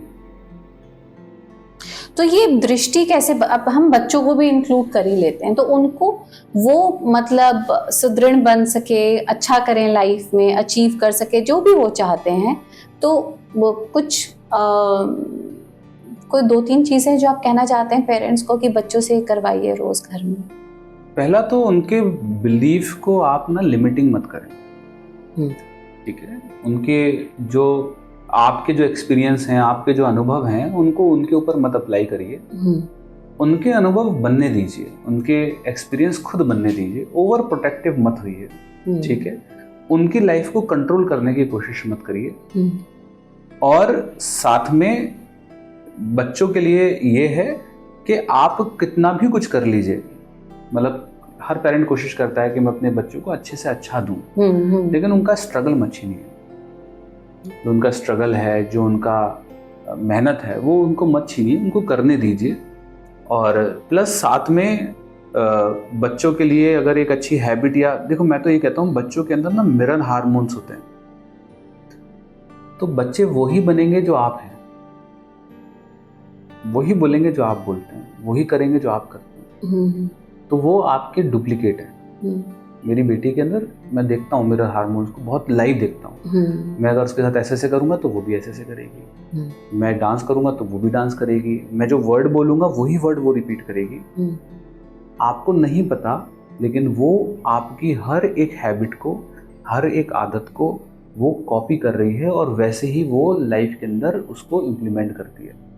तो आपको बहुत ध्यान रखना है which word you are speaking in front of your child. आप जब किसी की बुराई कर रहे हैं या किसी के बारे में बुरा बोल रहे हैं, वो सुन रहा है वहाँ पर। तो इसलिए बहुत इम्पॉर्टेंट है कि आप अपनी लाइफ को अपने बच्चों के सामने कॉन्शियसली जीना शुरू करिए, ठीक है? पैसिव लर्निंग बहुत होती है ना बच्चों की। हाँ, वो मिरर आप सिखाओ बेटा ए ए ए, वो पता नहीं सीखे ना सीखे, लेकिन आप जो कर रहे हो उसको जरूर वो देख के सीख जाएगा, तुरंत सीख जाएगा।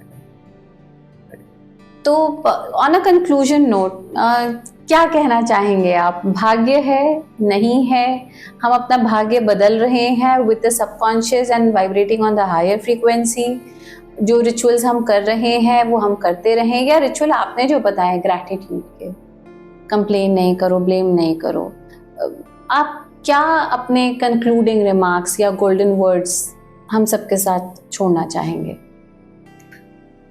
मैं कंक्लूजन में यही बोलना चाहूँगा कि पहला कि आप नई चीज़ों को सीखते रहें। लर्निंग हमेशा होनी चाहिए, और किसी क्या नाम है, आप उसको किसी एजेंडा के साथ ना सीखें, सिर्फ सीखने के लिए सीखें। और अपने पास्ट के बिलीफ को प्रेजेंट के डिसीजंस के अंदर ना अप्लाई करें। जो पास्ट की मान्यताएं बन गई हैं उनको चैलेंज करिए, प्रेजेंट में नए फैसले लीजिए, नए डिसीजंस लीजिए।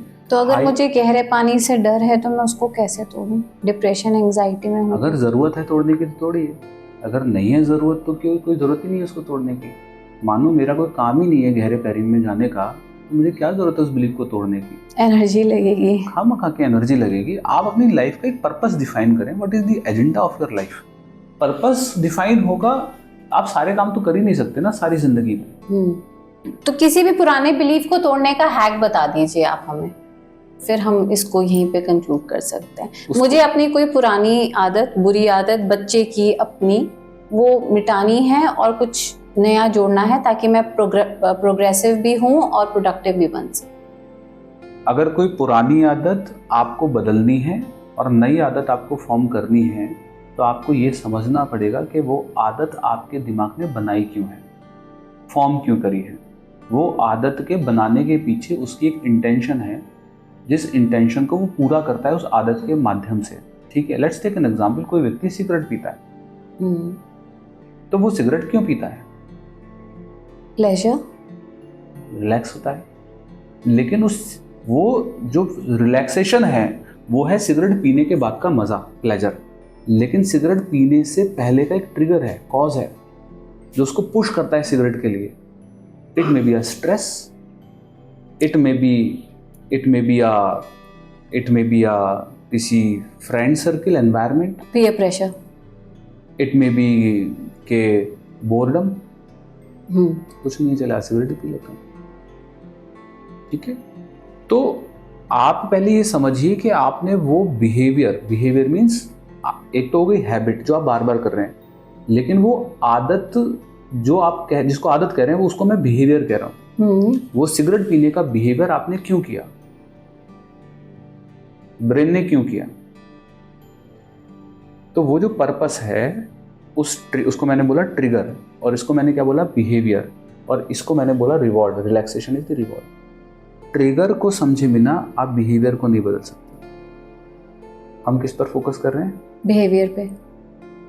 आप कहते हैं सिगरेट कल से नहीं पीऊंगा। क्यों नहीं पियोगे भाई? पियोगे, आप बार बार पियोगे जब तक आप ये नहीं समझोगे कि वो बिहेवियर दिमाग क्यों प्रोड्यूस कर रहा है।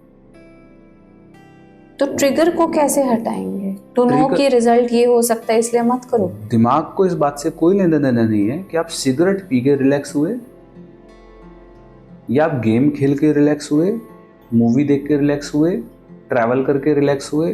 ब्रेन को इस बात से कोई लेना देना नहीं है। ब्रेन को सिर्फ इस बात से लेना देना है कि आप रिलैक्स हो।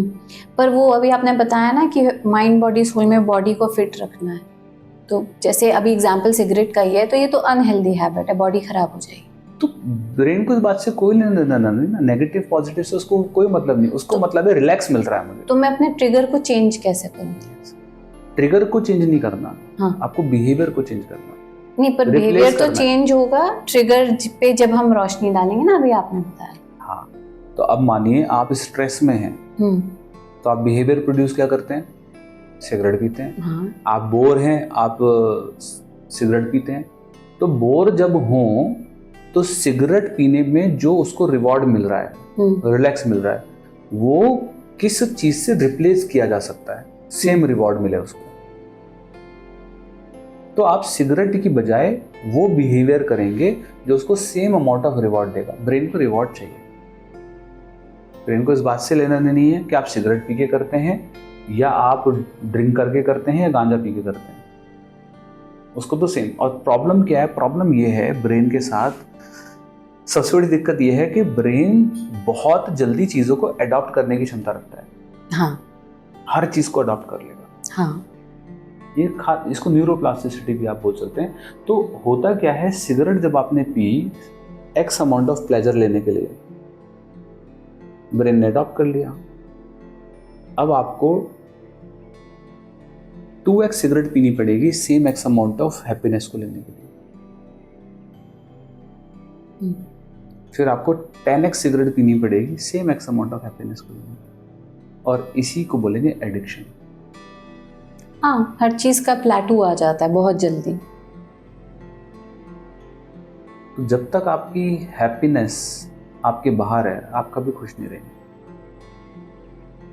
तो आपकी मनस्थिति या आपका जो अवचेतन मन इतनी देर से जिसकी हम बात कर रहे थे, अगर वो सम में है या खुश है, तो शायद जो बाहरी ट्रिगर्स हैं वो आपको इफेक्ट करना बंद कर देंगे, मैटर नहीं करेगा। जैसे आपने बताया था कि काम कर दिया, अब रिजल्ट क्या है वो मैटर नहीं करना चाहिए। तनाव का आने का कारण ही ये होता है कि आप जब चीजों को कंट्रोल करते हैं। हाँ बिल्कुल ठीक है, जब आप कंट्रोल ही नहीं कर रहे कुछ, तो तनाव कहाँ से आएगा? तो चीजें जैसी हैं वो तो होंगी अपनी टाइमलाइन पे, आपका काम है काम करना। आप तो सिर्फ एक जरिया हैं, माध्यम है। हर चीज इस यूनिवर्स में जो भी हो रही है वो एक एनर्जी है जो कंट्रोल कर रही है, इसको चला रही है, ठीक है। मतलब भगवान, आप इसको भगवान बोलें, आप इसको कुछ भी नाम दे दीजिए। चलो कोई सुप्रीम एनर्जी तो है, एनर्जी है, इतना ही समझ में आ जाता है हमें। आप कहना चाह रहे हैं कि कोई एक एनर्जी है, एनर्जी है। हम सबने उसको रूप स्वरूप नाम दे रखे हैं। जरूरी भी है, वो आप कैसे समझेंगे, उसको कैसे एक्सप्लेन करेंगे। हाँ। आप उसको दीजिए नाम, और तो वो एक एनर्जी है जो इसको कंट्रोल कर रही है, और आप सिर्फ एक माध्यम है, सिर्फ आप एक जरिया हैं। कहते हैं ना कि जब तू वो करता है जो तू चाहता है तो तुझे वो मिलता है जो मैं चाहता हूँ। जब तू वो करेगा जो मैं चाहता हूँ तो तुझे वो मिलेगा जो तू चाहता है। तो जब आप खुद के मन से करते हो कि मैं ये चाहता हूँ, मैं ये चाहता हूँ, मैं ये चाहता हूँ, आप ये सोच रहे जो भी मैं कुछ कर रहा हूँ, इवन यहाँ पर भी मैं बैठा हूँ, तो मैं तो सिर्फ एक माध्यम हूँ, मैं तो सिर्फ एक जरिया हूँ। मैं अपनी वर्कशॉप लेता हूँ, मेरा NLP का कोर्स है, पूरा 70 घंटे का कोर्स है, बहुत मेहनत से मैंने बनाया। कल उसकी क्लास ले रहा था मैं, लोग इतने भाव में थे, इतना थैंकफुल कर रहे थे। और मैंने जब बनाया था मैंने ये नहीं सोचा था कि यार कोई शायद एक्स व्यक्ति होगा जो मेरे कोर्स को अटेंड करेगा और उसकी लाइफ में ये चेंज आएंगे। तो शायद मैं एक माध्यम बना, एक जरिया बना किसी के रिलेशन को बचाने का। शायद मैं जरिया बना किसी की दवाई को बंद करने का।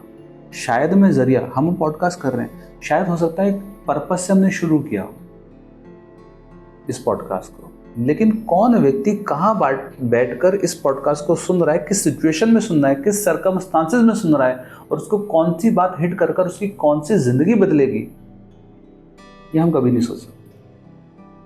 I had goosebumps. मैं सोच में पड़ गई इस बात का। ये बात बिल्कुल ठीक है कि हम सिर्फ निमित्त मात्र हैं। हम तो बेसिकली हम सारे सबकॉन्शियस हैं। हम तो वो सर्वेंट हैं जो कि उस सुप्रीम कॉन्शियस के लिए काम कर रहे हैं। And it is so humbling at the same time. तो आप जब ये सोच ले, मैं के भाव को खत्म कर दीजिए। ये कहते हैं ना, I am this, I am nothing, मैं कुछ भी नहीं, मैं का भाव ही खत्म। तो जब मैं का भाव खत्म हो जाएगा ना तो सब कुछ खत्म। मैं ही खत्म हो गया तो फिर तो है ही नहीं कुछ। ये मैं का भाव की तो सारी दिक्कत है। मैं सही तुम गलत। रिश्ते में, रिलेशनशिप की लड़ाई का कारण ही सिर्फ यही है। ईगो। तुम मुझे समझते नहीं, वो कहती है तुम मुझे नहीं समझते। तो कहती है मैं सही हूं तुम गलत हो, वो कहता है मैं सही हूं तुम गलत। तो आज हमारे देश में अलार्मिंग सिचुएशन है related to health, related to divorce, related to crime, even though crime too also. ठीक है, आप जानकर हैरान होंगे हमारे देश में सबसे ज़्यादा डेथ का जो कॉज है वो रोड एक्सीडेंट या हार्ट अटैक या डायबिटीज़ नहीं है या कैंसर नहीं है, सुसाइड है। ये इतना पावरफुल है कि अगर आप इसको सही से समझेंगे नहीं ना, ये आपका एनिमी है जो आपकी जान ले भी सकता है या जीवन संवार भी सकता है। दूसरों से की हुई बात गलत हो जाए चल जाएगा, खुद से की हुई बात गलत हो जाए तो नहीं चलेगा, क्योंकि वही आपका बिलीफ बनेगा, आपका पैटर्न बनेगा और फिर धीरे धीरे आपके हर क्रिया में वो हावी होता जाएगा। तो आप किसी भी बिलीफ या पैटर्न को स्मार्टली चूज करें कि मुझे किसको बार बार रिपीटेडली करके अपना हिस्सा बनाना है जीवन का या जिसको नहीं बनाना। अपनी अटेंशन को बहुत कॉन्शियसली चुनें। अटेंशन मतलब एनर्जी। बेसिकली हम अपनी एनर्जी को कहाँ पे इन्वेस्ट कर रहे हैं, मैं किस चीज़ के बारे में सोच रही हूँ, कर रही हूँ, मुझे ये कॉन्शियसली डिसाइड करना है, बहुत कॉन्शियसली करना है। मैं हर जगह ये कहता हूँ, इस दुनिया की सबसे प्रीशियस चीज़, इस दुनिया की सबसे कीमती चीज़ आपके पास मौजूद है, वो है आपकी ऊर्जा, आपकी एनर्जी, आपकी अटेंशन। और everybody trying to get that thing. हर व्यक्ति इस दुनिया का आपकी उसी ऊर्जा को लेने के लिए लगा है, अटेंशन। जैसे कि आज पूरा सोशल मीडिया जो रील्स बना रहे हैं, what they trying to catch? Attention. Attention. Hook line क्या है, थंबनेल क्या है, एडवर्टीजमेंट क्या है? पूरी एडवर्टीजमेंट इंडस्ट्री, मार्केटिंग इंडस्ट्री आपकी अटेंशन को तो पानी में ही लगाए ना। एग्जैक्टली।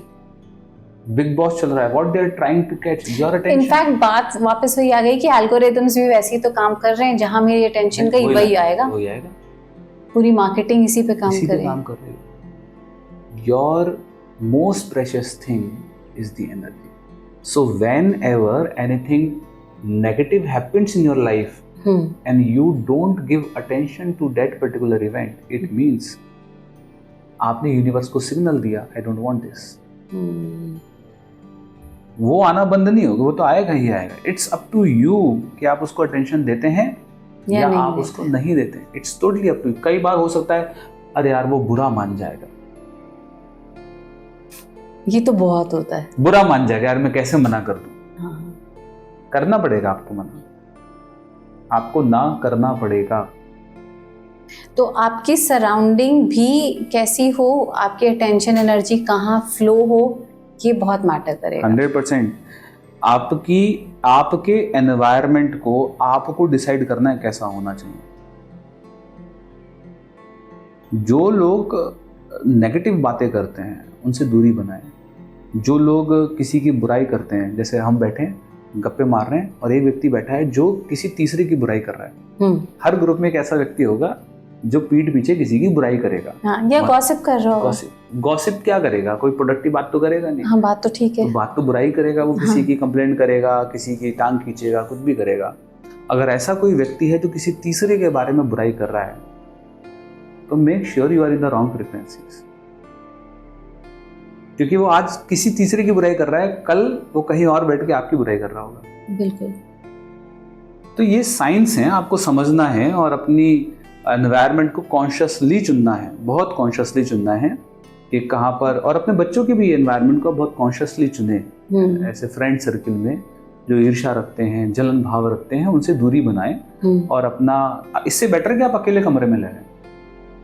नेगेटिव लोगों के साथ रहने से अच्छा है कि आप अकेले। आप मुझे बताइए, अगर ये पॉडकास्ट हम रोड पर कर रहे होते तो क्या ये बातें निकल कर आ पाती? नहीं। तो एनवायरनमेंट का आपके थॉट पर इम्पैक्ट है। हाँ है। थॉट का आपके इमोशंस पर इम्पैक्ट है। हाँ। और इमोशंस का आपके एक्शन पर इम्पैक्ट है। Hence proved। इसको बोलते हैं न्यूरोलॉजिकल अलाइनमेंट बिहेवियर। 7 लेवल होते हैं। ओके। पहला होता है एनवायरनमेंट, दूसरा होता है आपका बिहेवियर, तीसरा होता है आपकी हैबिट, चौथा होता है आपकी आइडेंटिटी, फिर होता है वैल्यू, फिर होता है purpose. Identity, belief, identity, value and purpose. तो बिलीफ बनेंगे, बिलीफ से आइडेंटिटी बनेगी, आइडेंटिटी से वैल्यूज बनेंगी, फिर आपके पर्पस तक जाएंगे। तो आइडेंटिटी आप समझ गए कि जैसे कि कौन क्या है, ये आपके बिलीफ, जो चीज़ आप ज़्यादा समय तक मानते हैं उससे बन जाते हैं, और फिर वही आपकी वैल्यू में चले जाते हैं। तो सारी चीज़ कंट्रोल होती है आपके एनवायरनमेंट से। जैसे आपने अपनी एनर्जी फील्ड क्रिएट की, उसी में आप वाइब्रेट करते रहेंगे। आई सपोज, जितना मुझे समझ आया कि क्योंकि एनवायरनमेंट का इसलिए महत्व हुआ ना कि आपने जिस तरह की वाइब्रेशंस अपने आसपास, या आपने ऑरा की बात की, तो वो जैसा आपने क्रिएट किया, अब आप उसी में ही फंक्शन भी करेंगे, वाइब्रेट करेंगे, अट्रैक्ट भी वही होगा बार बार।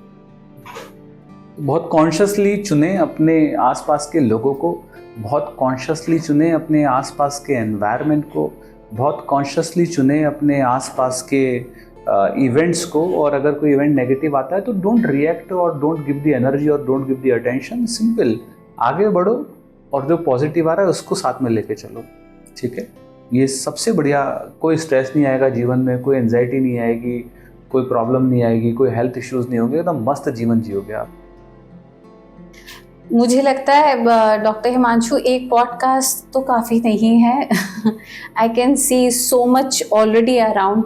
चाहे आपने जितनी बातें बोली और जितने सवाल अब इससे आगे निकलते हैं, to have a meaningful life, तो मैं ये मैनिफेस्ट करती हूँ कि फिर यूनिवर्स मौका दे कि आपसे इस कन्वर्सेशन को हम आगे बढ़ा पाएँ।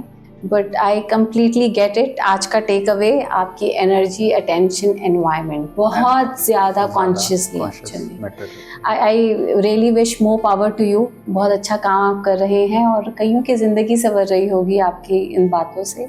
सो thank you so much Tejasvi ji for inviting me. और आप भी बहुत अच्छा काम कर रहे हैं और मुझे पूरा विश्वास है ये जो हमारा नॉर्थ स्टार पॉडकास्ट चैनल है ये वाकई में बहुत बड़े लेवल पर जाने वाला है, क्योंकि वो ऑरा वाइब ना मुझे फील हो रही है यहाँ पर, राइट, जो कि बहुत ज़्यादा जगह नहीं होती है, कुछ पॉडकास्ट में होती है, तो वो है आपके यहाँ पर, वो ऑरा जो है, एनर्जी है। Thank you so much, it's really a big thing for me. Thank you Himanshu ji. तो अपने एनवायरनमेंट को कॉन्शियसली क्रिएट करें, चूज करें, कहाँ आपकी एनर्जी और अटेंशन जाती है, इस बारे में बिल्कुल सजग रहें और सतर्क रहें। फिर देखिए कैसे आप अपने जीवन को अपने मन मुताबिक जी सकते हैं। उम्मीद है आपको हमारा ये पॉडकास्ट पसंद आया होगा। लाइक, शेयर, सब्सक्राइब करना ना भूलें। अगले पॉडकास्ट में आपसे फिर मिलेंगे, लेकिन एक छोटी सी रिक्वेस्ट है कि आप हमारे नॉर्थ स्टार के पॉडकास्ट पर किस टॉपिक पर कन्वर्सेशंस को सुनना चाहते हैं, ये हमें कमेंट सेक्शन पर जरूर लिखकर बताएं। अभी आपसे इजाजत लेते हैं, अगले पॉडकास्ट में फिर मिलेंगे। तब तक के लिए टेक केयर, बाय बाय, बहुत सारी best wishes, God bless you.